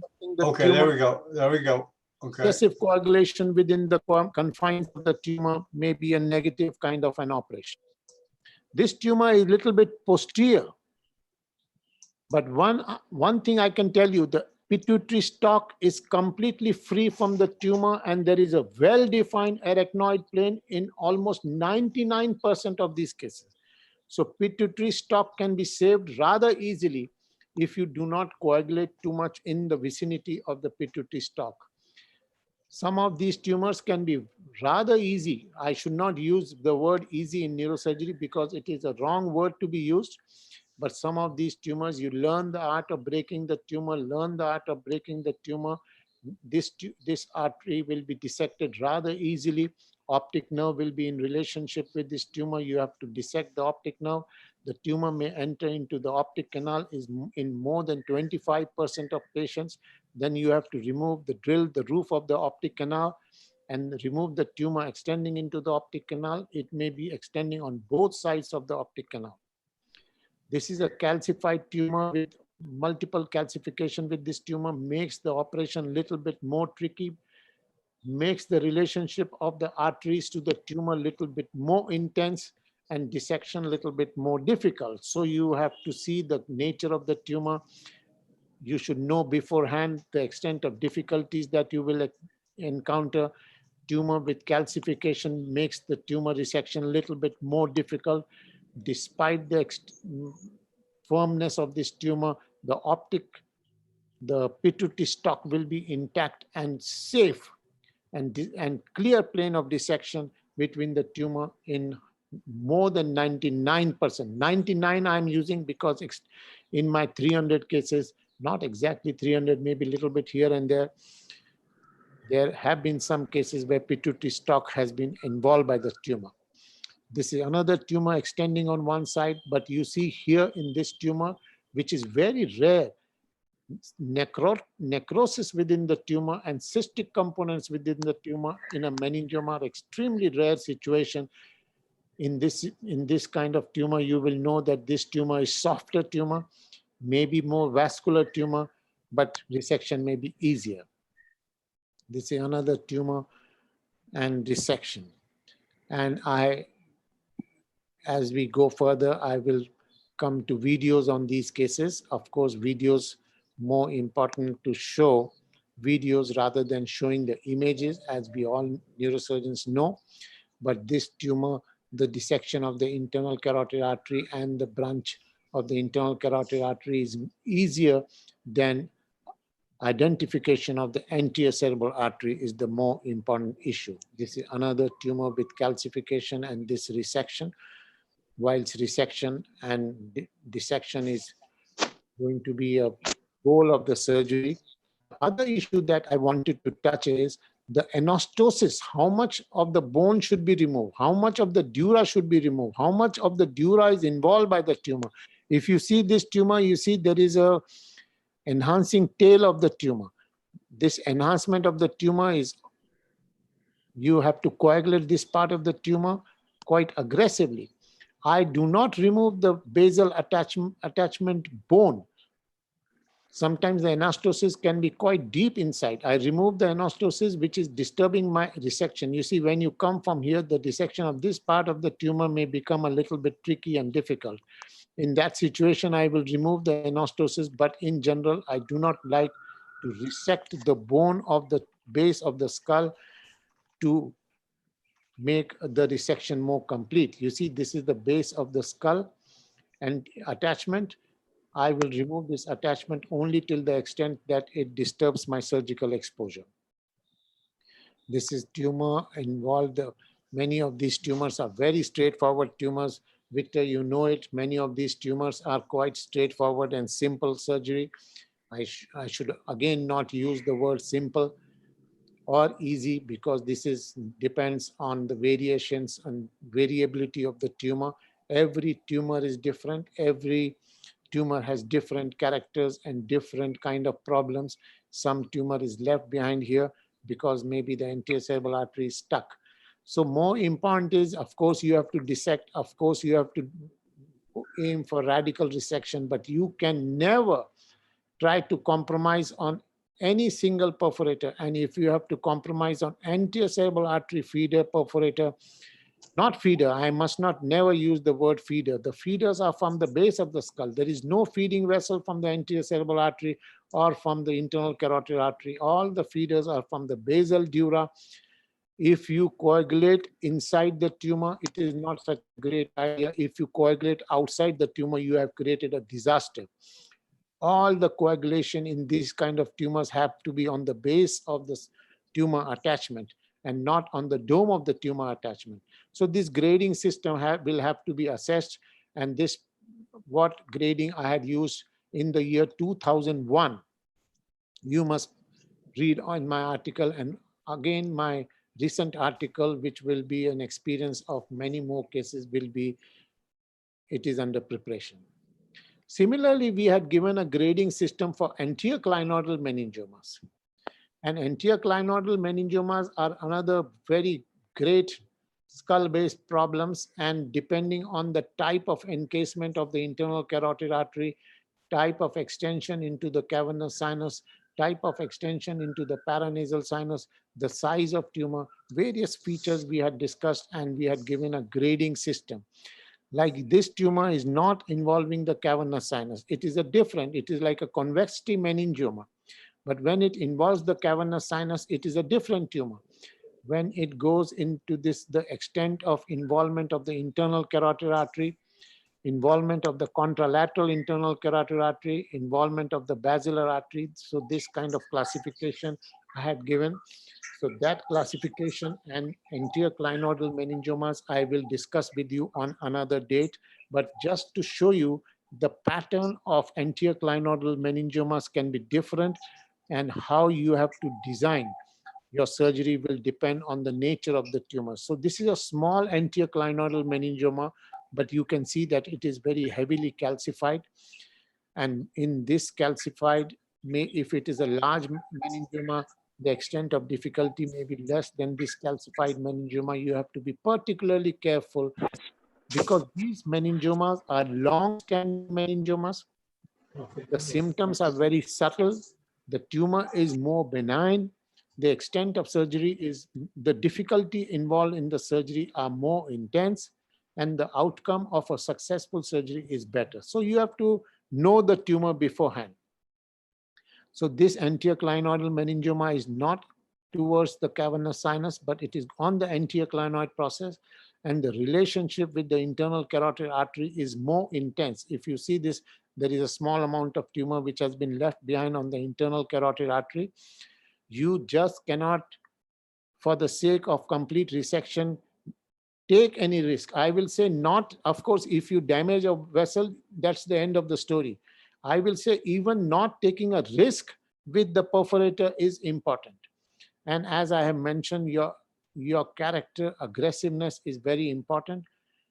You cannot say I'm a conservative surgeon and I'm a biopsy surgeon in meningioma. You have to be complete and you have to be radical.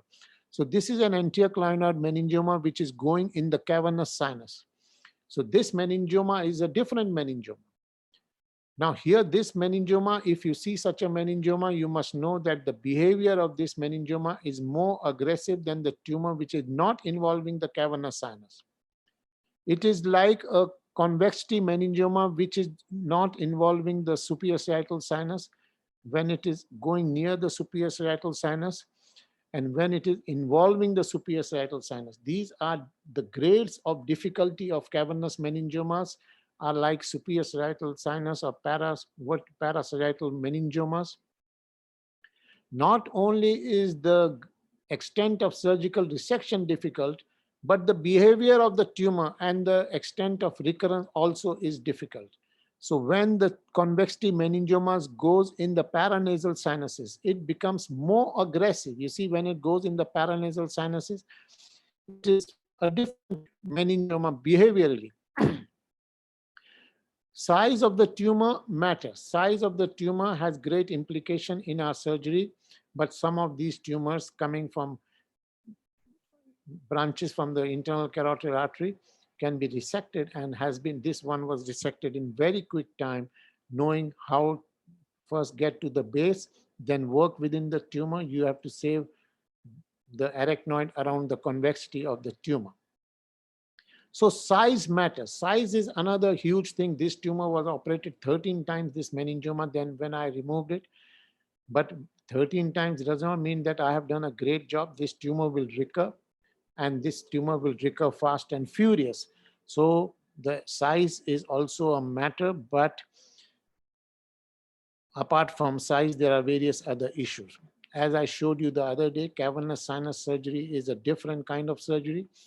And I had told the panelists last time to read this article of mine. I know many of you may not have read this, but you can quickly note down this reference of this article, and I want you to read this article, which is a very beautiful article.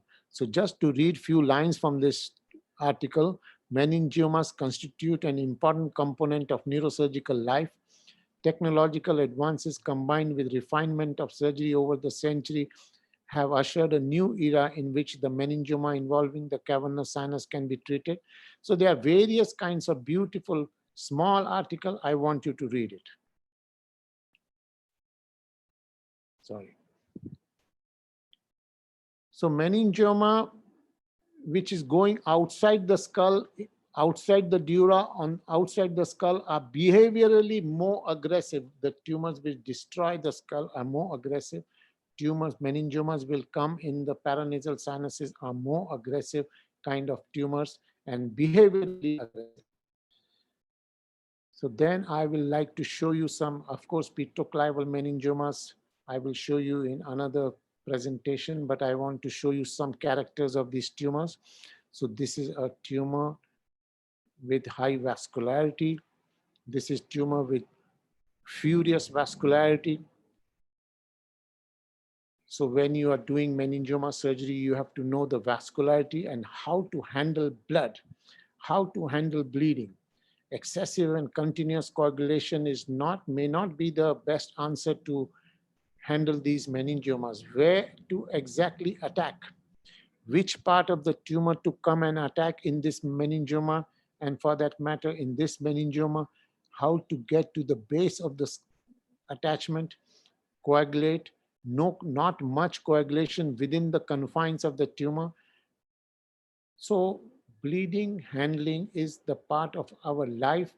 As we grow in our subject, as we grow more senior and more senior, we can handle the bleeding with more experience and confidence.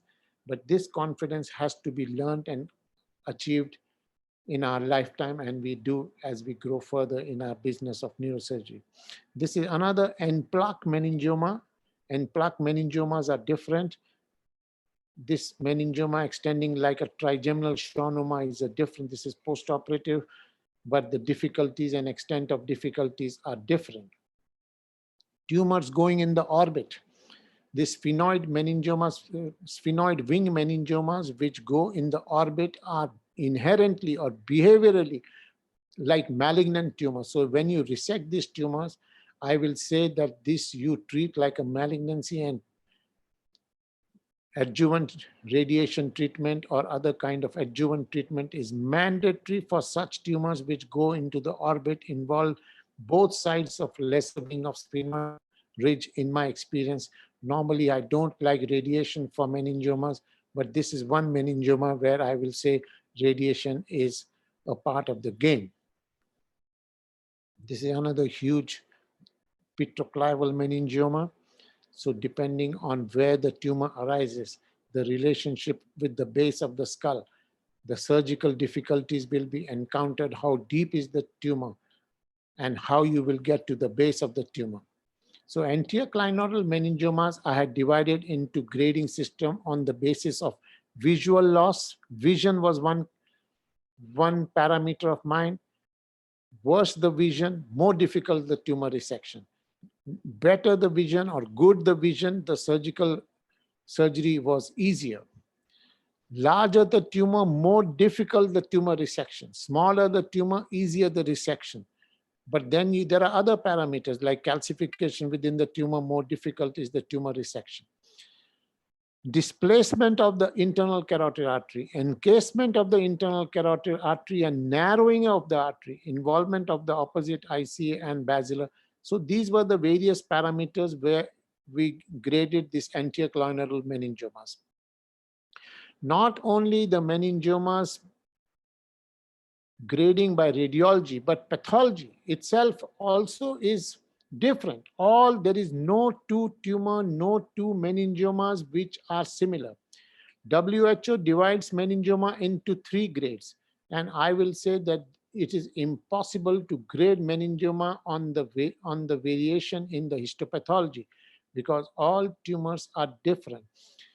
WHO classification is based on histopathological variants, on the kind of brain invasion, on the proliferation index, and on the mitotic activity and the degree of necrosis. This is the World WHO grading system. So all meningiomas, you see there are several varieties of meningiomas, meningothelial, transitional, fibroblastic, all have different histological variation, mitotic variation, DNA activity, and so many other features. So what I'm trying to say is, you cannot say that I will have one strategy for meningioma. Your strategy has to be different for each situation. And as the situation demands, you have to do variation in your surgical strategy. So these are invasive this is an invasive meningioma where it is invading into the brain parenchyma, and this tumor is atypical or aggressive meningioma, and you have to resort to adjuvant treatment in this situation. So there are various types of meningiomas that you know, that you have heard of, and the MIB index is different. So in meningiomas, there is a stage of discrete silence. The tumor grows and grows and grows when the patient does not know the tumor is growing to the size when it grows huge. So there is a discrete silence, and the tumor grows in size. So tumor which grows on both sides of the falx is a different tumor. Tumor goes on both sides of the falx. It grows huge in size before getting diagnosed. Tumor having calcification. Tumor getting feeders from the convexity. Feeders getting feeder from the convexity with an anostosis, with a bigger anostosis. And you see involvement of the bone of the calvarium by the tumor. Involvement of the bone by the meningioma. These are different meningiomas. So even the convexity meningiomas are different. And there is a meningeal artery supplying the calvarium. Whether to remove this part, or whether you can avoid removing this part of the tumor. So you cannot, even for convexity meningiomas, your extent of resection, you have to remove this bone if you have to resect this tumor radically. Involvement calvarium is different in convexity meningiomas. You see how the calvarium is involved by this tumor and how the tumor is extending along the convexity. Here the tumor, intracranial part of the tumor is smaller, but the calvarial part is more, and extracalvarial is more. So this is mainly a different type of a convexity meningioma. Similarly, there is the lesser wing of sphenoid bone can be involved in different pattern. And there is a branch of the internal carotid artery, meningeal branch, which is supplying the bony part of the tumor. So you will get bleeding when you operate on this. You will get bleeding from the bone, bleeding from the base of the tumor. So this tumor involves removal of this tumor rather than more difficult will be this tumor resection. Bone involvement can be different in different tumors.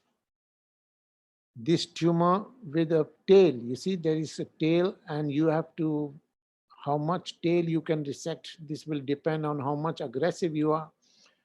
But whether the removal of the tail is mandatory or not is an issue. Sometimes the tail can extend all over the place. So holding the tail is very important, but I am not sure how much you can remove in various situations. Here the tail is bigger than the tumor. And here there is only tail and the tumor is not so much. So the tail, see here tail, here tail. So this is a game of tail. You see this kind of extensive meningioma. So the extent of meningioma can be different. Extent of involvement of superior sagittal sinus is different. Now this is a very beautiful meningioma which I am showing you.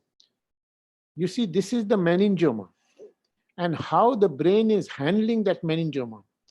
Some of the brain has herniated herniated down into the paranasal sinus. This is a huge meningioma, and you will not believe that this patient comes with only a marginal headache for last 2 or 3 months, because the brain has been accommodating this tumor for a long time, and even the brain has herniated down into the skull outside the brain to accommodate this tumor. So this is how the nature plays its game in accommodating this tumor.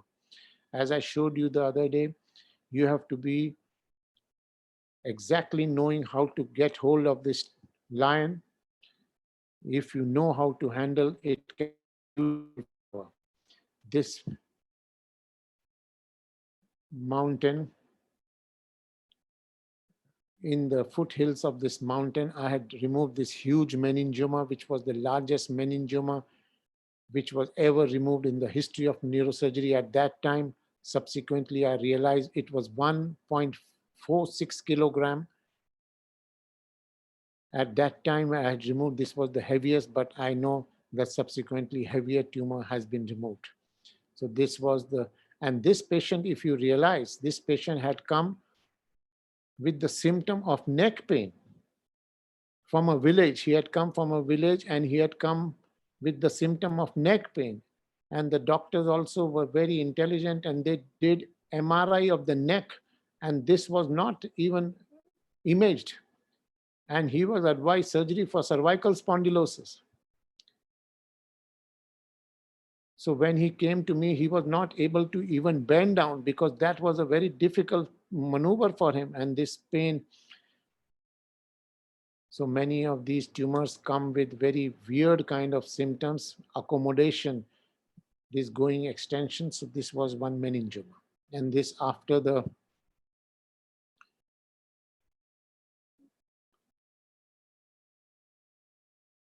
surgery, certainly looked more handsome. Some of this tumor was left behind, and this was subjected to radiation. This patient never had neck pain, and unfortunately, he never returned back to me.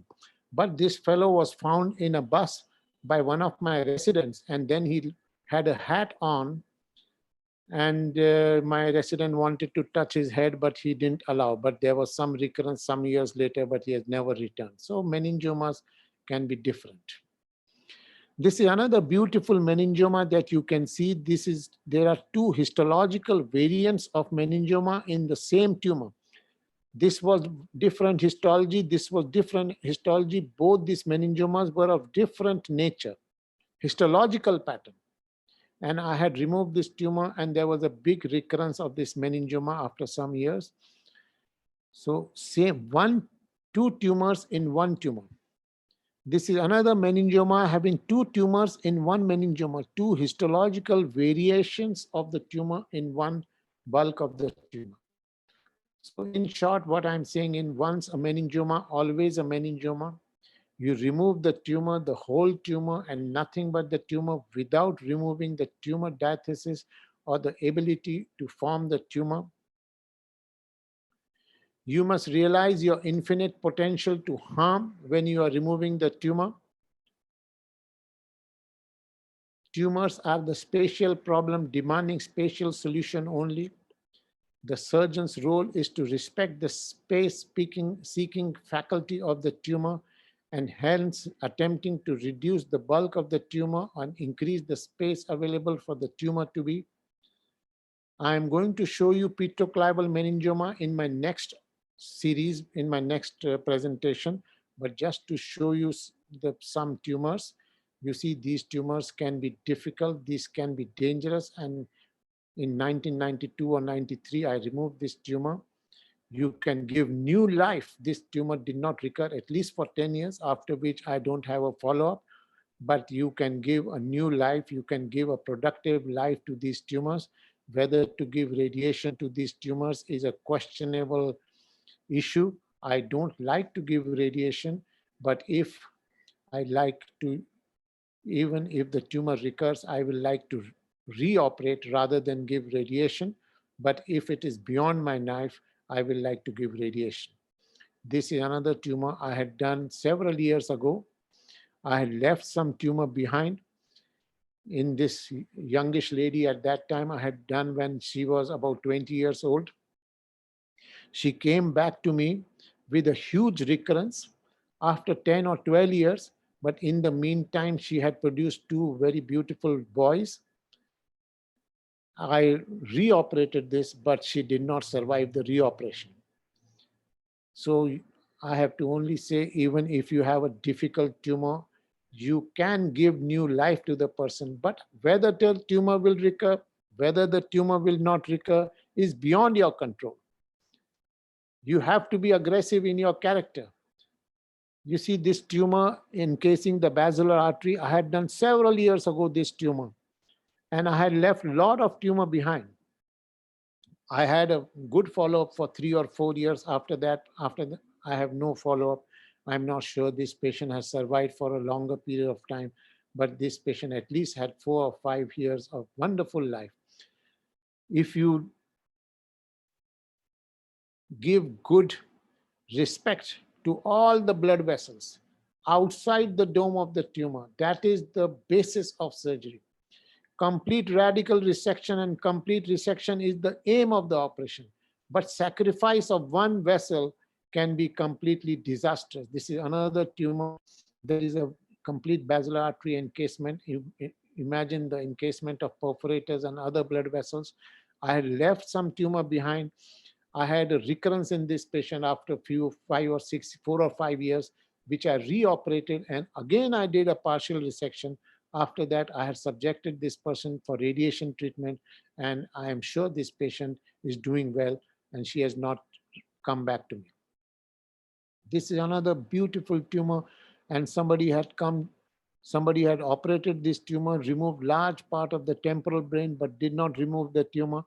So we removed this tumor in this young girl. You see there is some hemiparesis after the operation, but this girl also has survived for 7 or 8 or 9 years. She was following up with me on a regular basis. Then for last 7 or 8 or 10 years, she has not followed up with me, but we could give a good at least 10 years of life to this young girl. So in my book, I had shown you the other day, we have discussed how my exposures were earlier in my development of meningioma surgery. My exposures were very, very massive and huge. Mobilization of facial nerve, mobilization of internal carotid artery, mobilization and resection of bone was a very important part of my surgical development. I showed you the other day, cutting of the GSPN and mobilization of tympanic and the labyrinthine segment was first described by us in this article, but subsequently my exposures have become small. Conventional petroclival meningioma, you know, Sami had described retrosigmoid approach for these tumors.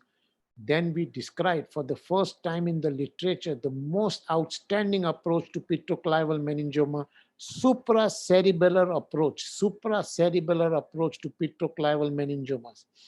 I think this was one of my very beautiful, although now many of the tumors going in the petroclival areas are resected by this approach, supracerebellar approach to petroclival meningiomas.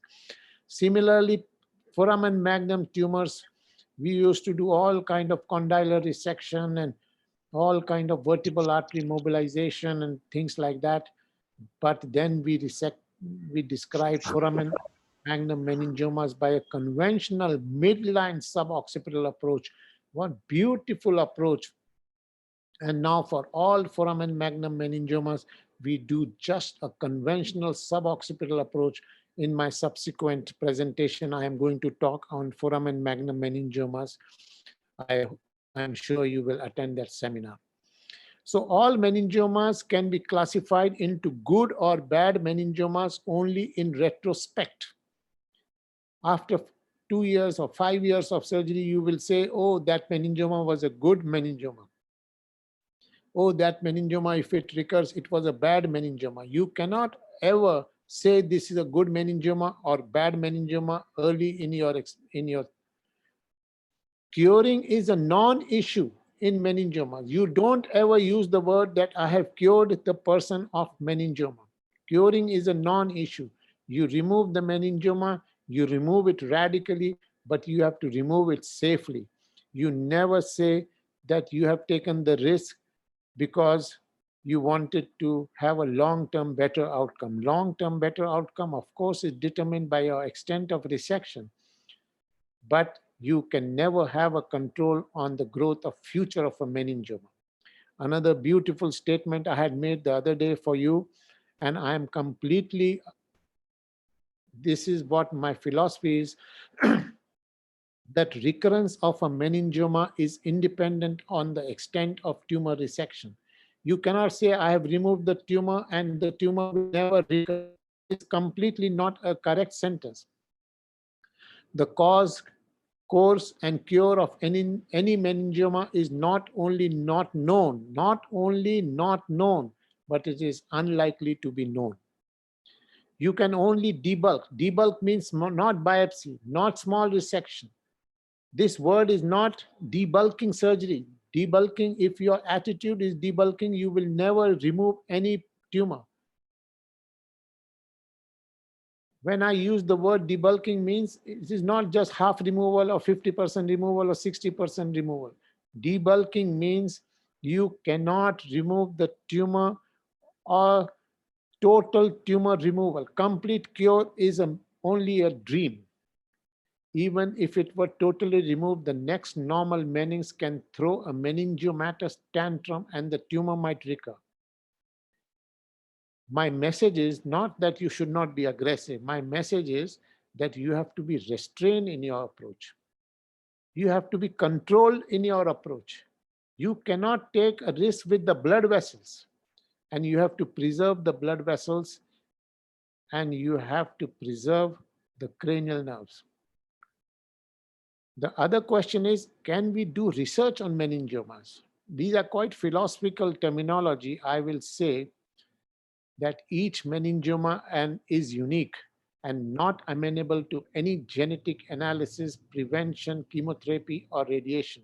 You cannot ever have a genetic analysis of the person and you can say, I will prevent a person from meningioma or chemotherapy or radiation. It is better lived with ablated when diseasing and re-ablated when it recurs, when it diseases again. This is particularly true for cavernous sinus meningiomas.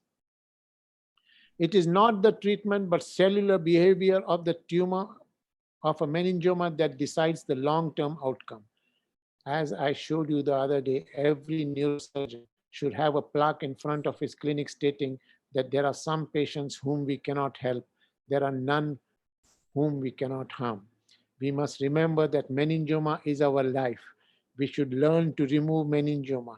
We should learn to be aggressive with meningioma. We develop our science of neurosurgery with meningioma. We should learn to respect these beautiful tumors.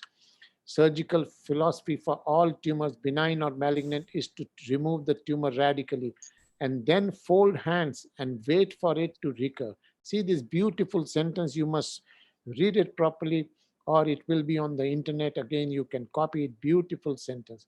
Palliation, you can never use the word cure for a meningioma. Between the idea of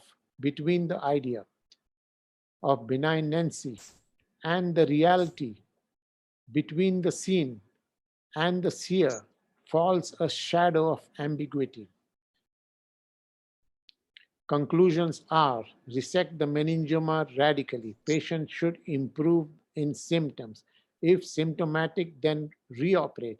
Role of radiation therapy has to be properly monitored and aggressively done. To be conscious that you are ignorant is a great step towards knowledge. Thank you very much, my dear friends. Okay, thank you very much. Thank you very much, Dr. Goel. I hope you enjoyed it. This was a different kind. This is a different kind of presentation. I normally don't make this kind of usually in our business of neurosurgery, we show our aggression, we show our results, we show how aggressively we have removed the tumor, And I will do that kind of show thing in my next presentation on petroclival meningioma, on foramen magnum meningioma, and my surgical strategy on those tumors. I will like to show you, but in different presentation. Okay, we look forward to that. Let's open it up. There's lots of questions, I believe. Okay, the floor is open for just jump in and ask the question. Go ahead. Yes, thank you for your great lecture, as usual. As you said that the good or bad meningioma, we can know this post-operative. But actually, during practice, I need your comments that when I read the MRI and the T2 for the meningioma and see it very bright, I feel that this tumor is soft, and this will make me happy during this dissection, during the operation. And you said something different. The second point, that during operation, when I have found arachnoid membrane in the tumor between it and the vessels, this is make me safe in the tumor dissection. So what's your comment, please? So this is, as I was mentioning, that more the experience we develop. Of course, you are a senior neurosurgeon. You have seen many meningiomas in your lifetime. You will know during operation as to how the tumor is behaving with the arachnoid. You will know how much it is stuck to the internal carotid artery. You will know how much you can dissect from the perforators. You can know how far to go. That learning process has to continue. We keep on learning this as we grow further. How much, if you see preoperative MRI, as you mentioned, how much it is, there is T2 weighted, how much flare imaging, T2 weighted imaging, how much is the response of the brain to the tumor. And then we have to learn to identify, sometimes for petroclival meningioma, it goes in the brain, in the brainstem. How much is the brainstem involved? So on some of these petroclival meningiomas, the brainstem can have quite a bit of a response. We know all these things. Depending on that and how much you see during operation, you have to decide how aggressive you can. So you can never say, I have learned meningioma. You can never say, I am now master of meningiomas. You can never say, I am the king of meningiomas. I have learned this. Small mistake during operation can destroy the operation and can destroy your happiness for next 1 week or 2 weeks and can destroy the happiness of the patient for his lifetime. So you have to learn meningiomas. That is what my message is. That is what my message is.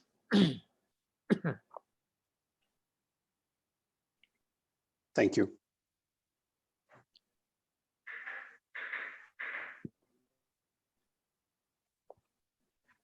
Hello, John.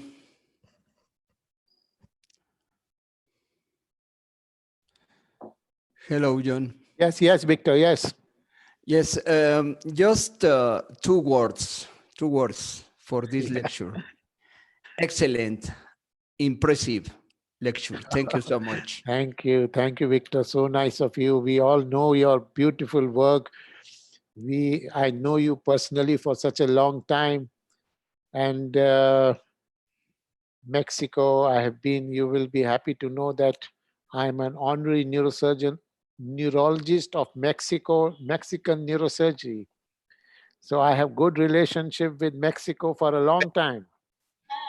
Thank you. Thank you very much. Thank you very much, Victor.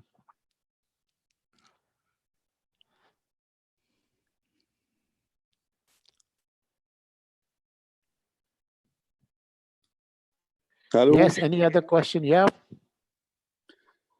Thank you, Prof, for this lecture. I want to ask you about tuberculum cell meningioma. Do you prefer to open the roof of the optic nerve before starting debulking the tumor? Yes, this is also a very beautiful question, very fantastic question. Now, many people who are doing tuberculum cell meningiomas like to come and do optic canal opening early in the operation. my surgical strategy is that do not open the optic canal early operation. I first remove the tumor and see when I get space after removal of the tumor. Then I open the optic canal and see how the tumor is going. So to answer your question, I do not, many surgeons I know, first open the optic canal and then go and remove the tumor. I do not do like that. I first remove the tumor and then after the field has relaxed, I like to see how the tumor is extending. And if it is extending in the optic canal under my vision, then I remove the optic canal part. And as you know, unless you remove the part of the tumor extending into the optic canal, you may not be able to completely cure the vision, improve the vision. Sometimes you have not removed the part in the optic canal, the person may not improve in the vision. So you have to remove the part in the optic canal for sure. Thank you. Prof, is Ali Alavi from Australia. Thanks for a nice presentation. Just a quick question. What is your experience with the pre-op endovascular embolization to minimize the intraoperative bleeding for meningiomas? Yeah. So this question is whether endovascular embolization to reduce the intraoperative bleeding in meningioma is necessary or not, or whether I do an embolization of the meningioma before operation in case the tumor is vascular meningioma. To answer that question is, I do not do embolization for meningiomas. Now you will ask me which tumors you like to embolize. I like to embolize very rarely any intracranial tumor. The only tumor I will like to probably embolize is glomus jugulare tumors. I have had very bad experience with embolizing nasopharyngeal angiofibromas. I have at least in my series 3 patients or more where we attempted embolization and the person became blind by embolization. So I have had very nasty experience with embolization of nasopharyngeal angiofibromas, which is one tumor I used to embolize. I used to embolize glomus tumors on a regular basis. I'm not very sure whether embolization is good for glomus jugulare tumors.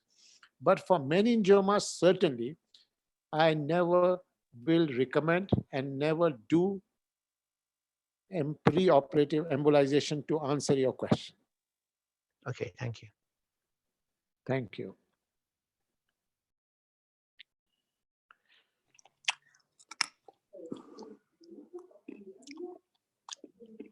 Thank you very much, Professor Goyle. My name is Dr. Guga from Enugu, Nigeria. Yes. Yes. I really enjoyed your lecture. Thank you very much, sir. Thank you. Yeah, I have just one question. Recently, we had a patient with middle third parasital meningioma. Sorry, I'm a resident. I didn't mention that.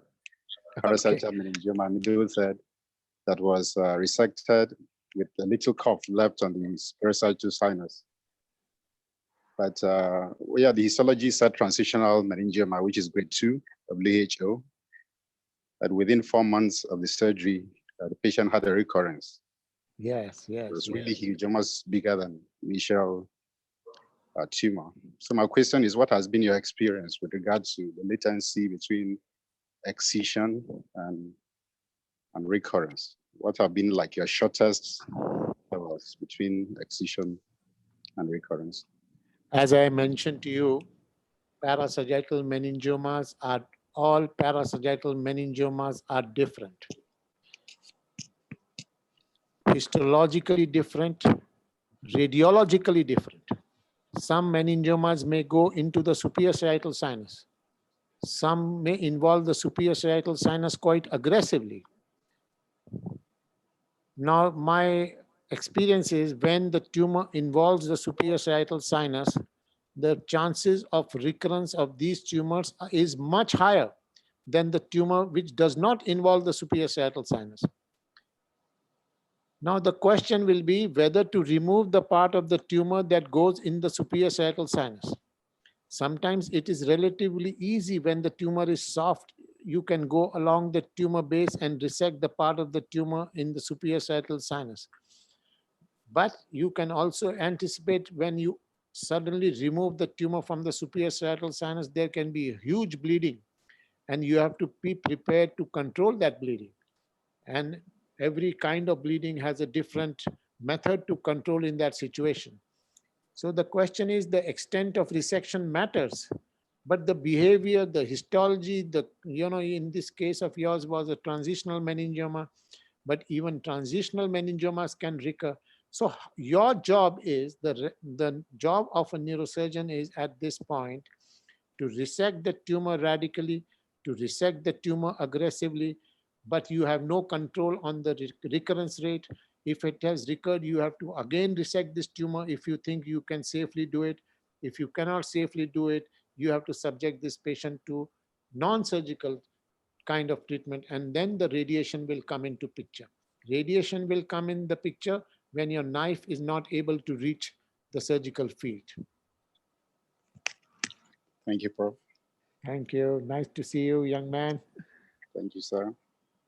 Excellent lecture. Thank you. Good evening, Hello. Mr. Professor. Go ahead, go ahead. One question, Yeah. John. Sure, wait, could you identify yourself, please? Hello. Yeah, Yes. You can hear you. Go ahead. I'm Rustam Bek from Uzbekistan. One question, how is to avoid, your opinion, best way, maybe in use during the operation, all of the technical about ultrasound, Doppler, or navigation, because most of the meningiomas involve the cavernous sinus or ACA, it's change the anatomical point. What is the best way to avoid the damage of the vessels? See, you have to, to avoid the vessels, avoid injury to the vessel is the key, is the basis of our operation. We are going to operate on the meningioma. We have to avoid the blood vessel injury, and that is the basis. Now, whether we can use other adjuncts like ultrasound to identify whether the artery is encased or not during the operation, whether navigation can be used or not to find out how far we are in the operation and how far the vessel is involving the, after we have resected the tumor, where are we in relationship to the internal carotid artery, for that matter, in cavernous sinus. I think navigation can be a good option. Ultrasound may be a good option, but to tell you, I do not use these options in my surgical. We have all these things available for us. I use navigation. When I will talk to you about gliomas, I want to talk to you about how navigation can be used. When I will talk about gliomas, I will tell you how I use ultrasound. When I will talk about other tumors, I will let you know where I use navigation and ultrasound. But for meningiomas, the whole science of meningioma revolves around our strategy of saving the blood vessels.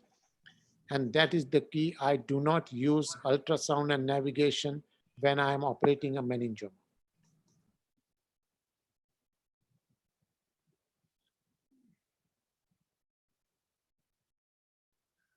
Okay, unfortunately, just wait a second. He'll be back. He dropped off, so just hang in there.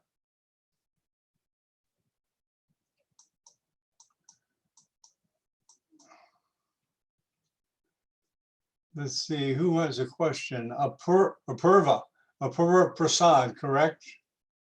You have a question? Oh,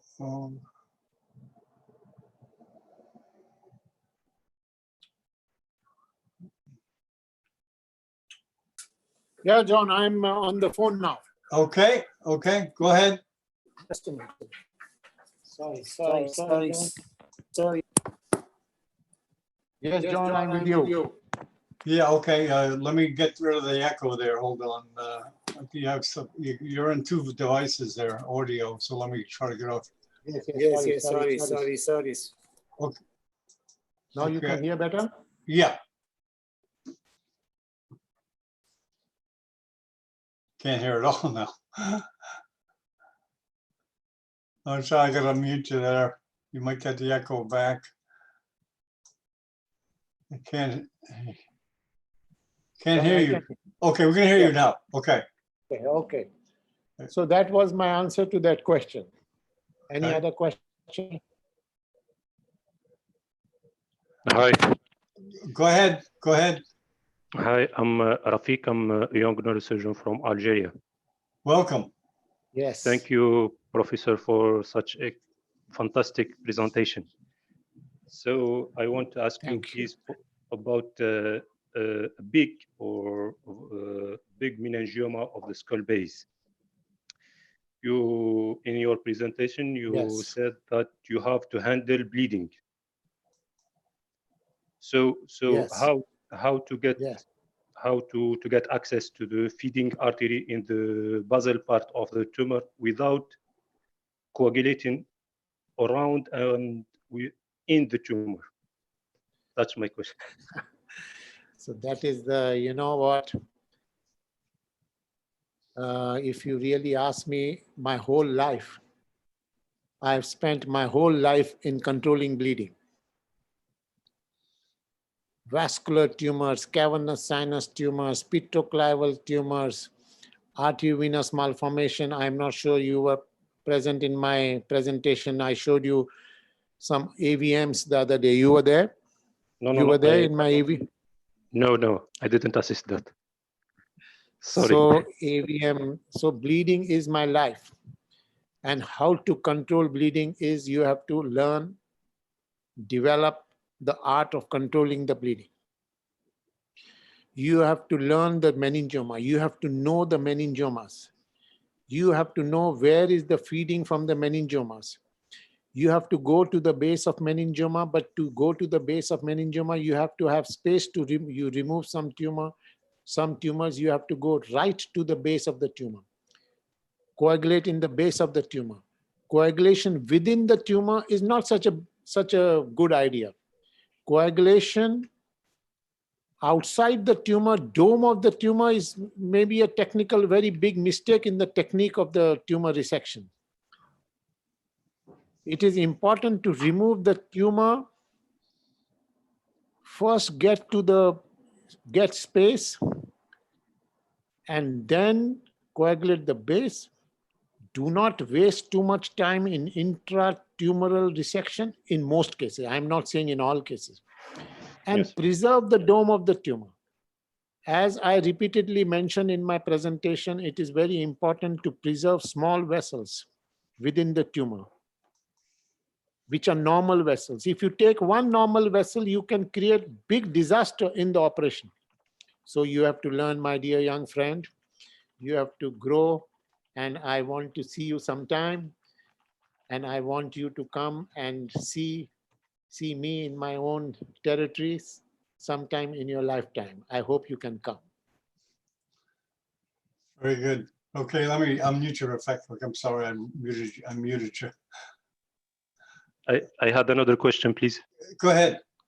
Yeah, Professor, please, what do you think about the endoscopic approach for the midline tumors of the anterior and middle skull base?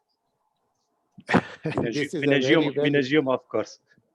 This is a very good question for a young boy like you, but I have to tell you that tuberculum celli meningiomas and olfactory groove meningiomas should never be resected by endoscope. To remove tuberculum celli meningioma by endoscope, you know how to use endoscope, and you go ahead and remove by tuberculum celli meningiomas. And some tumors, easy tumors, you can remove here and there. But to answer your question and to take answer from me, I will say tuberculum celli meningioma, planum sphenoidal meningiomas, diaphragm celli meningiomas, olfactory groove meningiomas are to be done by a transcranial route is the best route to operate these tumors. Endoscope should not be used. That is my answer. Okay. Thank you, good. sir. Thank you. The next question or comment?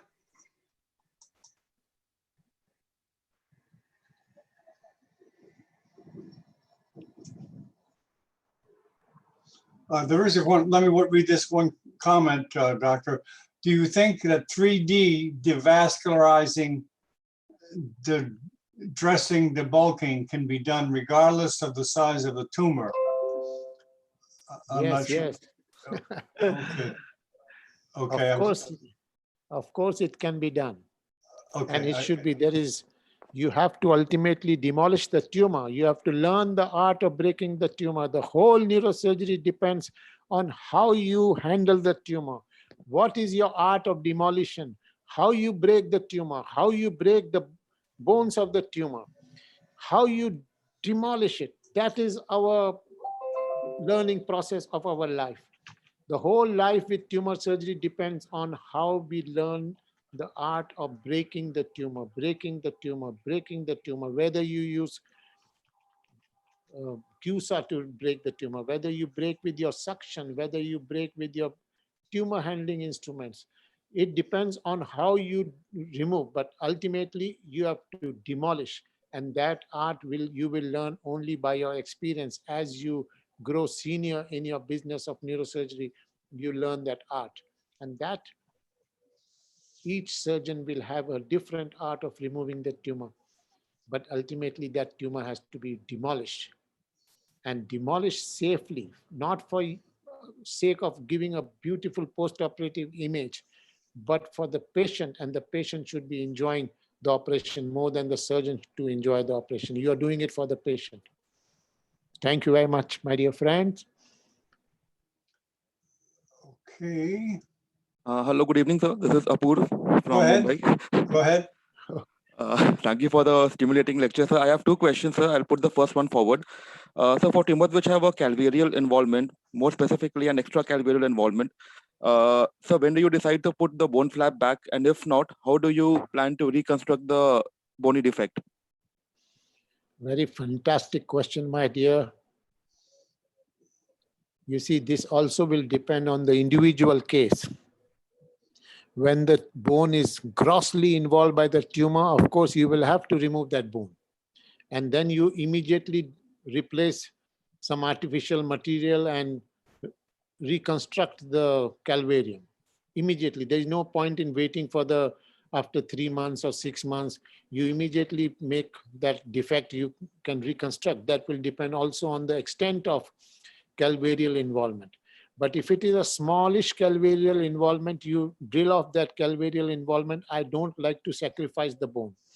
I like to replace the bone then and there.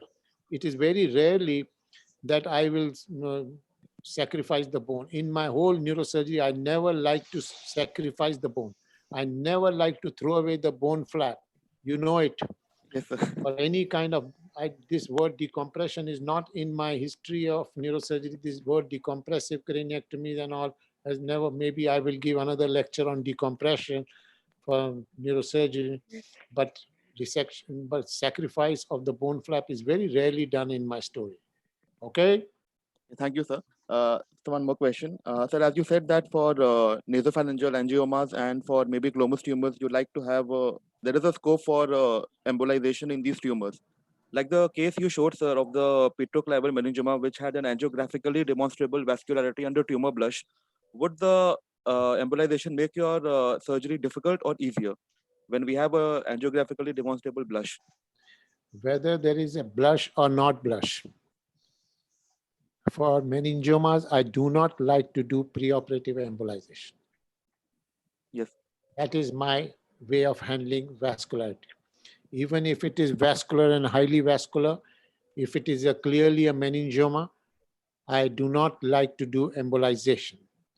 However, there are some meningiomas like hemangiopericytoma kind of a story. Yes, sir. I have not done embolization for a long time, but maybe in some of those very, very aggressive vascular tumors, maybe I do sometime. Maybe I will like to do, but in general, this is in general, I do not like to embolize any meningioma for that matter. Okay, thank you, sir. Okay, more questions? Yes, Professor Gol, I remember some points I want to ask about it, if you don't mind. Sure. When you take your decision to open the Sylvian fissure for the supracellular meningioma, is it for all cases, or you take your decision during the operation? And what is your tricks to release CSF in the huge tumors, please? Yeah, that is another very beautiful question. There is no question. There is, you have to open the Sylvian fissure. As I mentioned, I do basal, lateral, subfrontal approach for tuberculum celli meningiomas, for all meningiomas. Now, as I mentioned to you, supracellular meningiomas is a very favorite operation of mine. My experience is nearing 300 cases, which is the largest experience in the world on these tumors. I go subfrontal, open the Sylvian fissure very early in the operation. Very early in the operation. Because you have to have a relaxed brain. Because if you see, even by pterional exposure, you can have Sylvian fissure early in the, but for the subfrontal, you have to learn how to open the Sylvian fissure very early in the operation. I think if you do not open the Sylvian fissure, your brain will not relax and your exposure will not be good. So you have to, in all cases, you see, even if not lateral Sylvian fissure, medial Sylvian fissure, near the optic nerve and internal carotid artery bifurcation, in that area, if you release the CSF, the brain will relax. You need not open the lateral part of the Sylvian fissure in tuberculum celli meningiomas. Thank you very much. Okay, more questions, comments? Let me ask one, Professor. Can large calcified aneurysms mimic like meningiomas, and is the strategy of removal different? Of course, calcification can be in aneurysm on a rare situation. Aneurysms can be calcified. The blood within the aneurysm can be completely calcified, and it may look like a meningioma. And when it happens, and if you have not diagnosed it properly, you can have a disaster during the operation. You are removing the calcified part of the, you go inside and you open the blood vessel, then you will immediately realize that this is not a meningioma. And if it is not a meningioma, then your surgery is different. So you open by mistake. Mistakes will happen in our life. In our neurosurgery life, mistakes will happen all the time. And this kind of a gross mistake that you have mistaken an aneurysm for a meningioma, it can happen. I'm not saying it cannot happen. If it happens, then when you expose, you will see an aneurysm, and then you have to then prepare a different surgical strategy.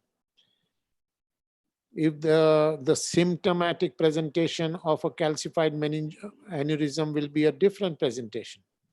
They may present, even calcified aneurysm can present with a bleed. Even calcified aneurysm may have a flow within the aneurysm. So then you will have to be very, very clear as to what your aims are, whether you will like to do some kind of a bypass, means your surgery is different. Then your complete scope of surgery will be different. Okay. Let's see. More questions, comments from the panelists? There's a couple in the chat box I'm trying to find here. John? Yes. I got many messages saying that I'm showing papers and all. They want to have papers from me and summary of my work. So tomorrow I have decided.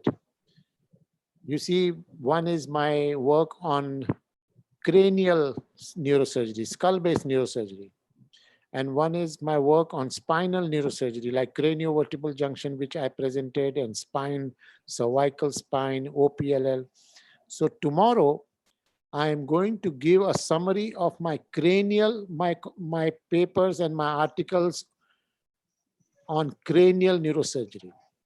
So I will just summarize my own contributions and my own articles in cranial neurosurgery tomorrow.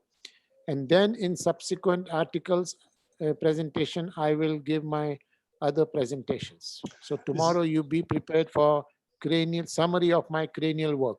Okay. And of course, I will present on petroclival meningioma in one presentation. Then my one presentation will be on epidermoids and endodermal tumors. Then one will be on cavernous hemangioma. And then I will show on supracellular meningioma some operative videos. Then the whole month, there will be something or the other. Okay, we'll communicate later about that because I mistakenly missed your message about speaking on this topic today. I thought it was philosophy of neurosurgery. I missed that. Also, I want to talk to you on philosophy of for a neurosurgeon. That will be my last presentation for you. Philosophy. Okay. That will be so later. Is it also petroclival meningiomas tomorrow, or strictly the references? Okay, we'll talk later. We'll talk later about that. That's okay. Yeah, yeah.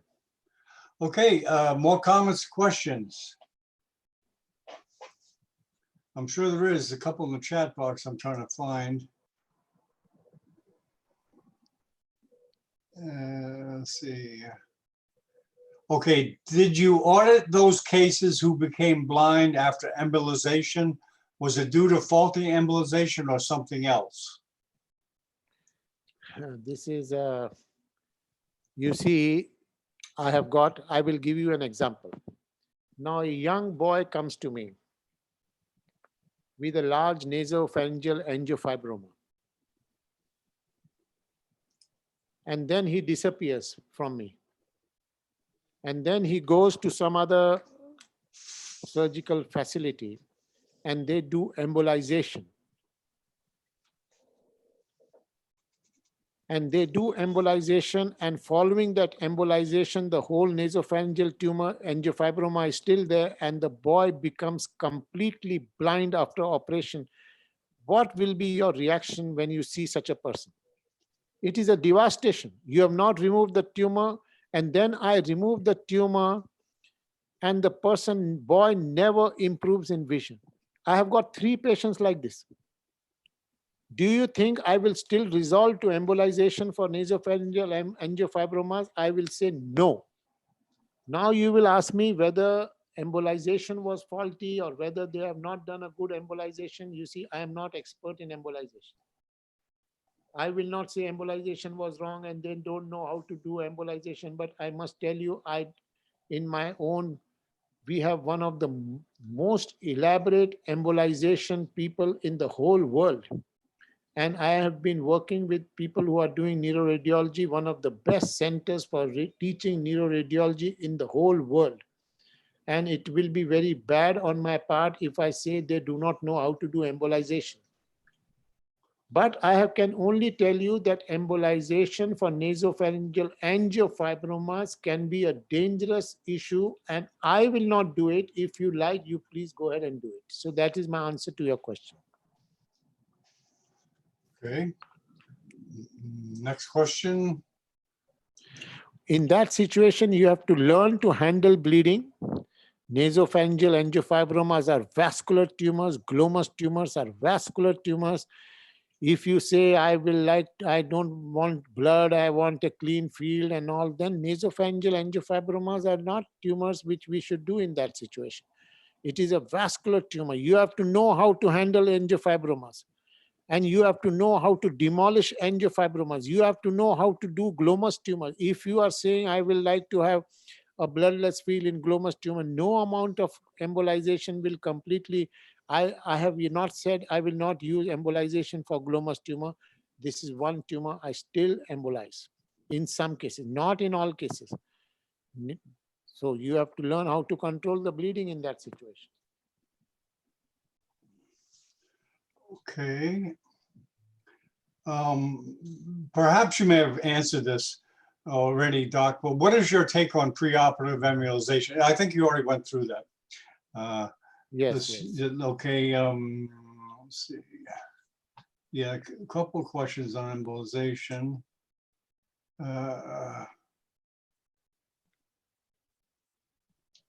Okay, here's the general one. What is the main cause of recurrence, and how do we lessen recurrence? You know what?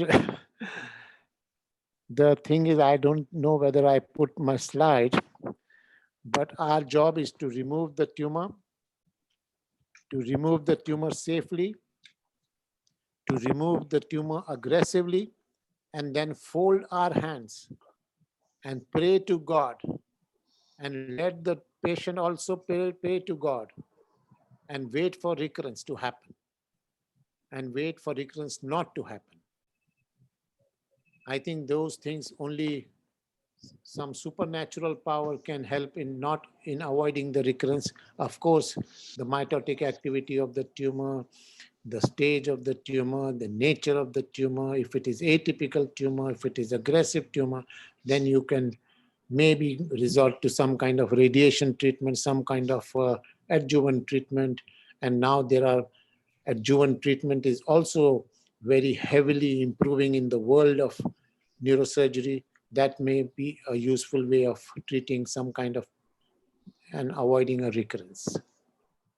But for a surgeon, we have to remove it safely, radically, beautifully, properly, majestically, keeping everything under control, beautifully sit down like a tiger in the operative field, have a beautiful microscope, control the microscope beautifully, and then be a tiger in the operation theater. Okay, there's a question from Tazar. In cases of anterior fossa meningioma, you mentioned frontal lobe herniated into the PNS due to large meningioma. How do you reconstruct the anterior cranial fossa?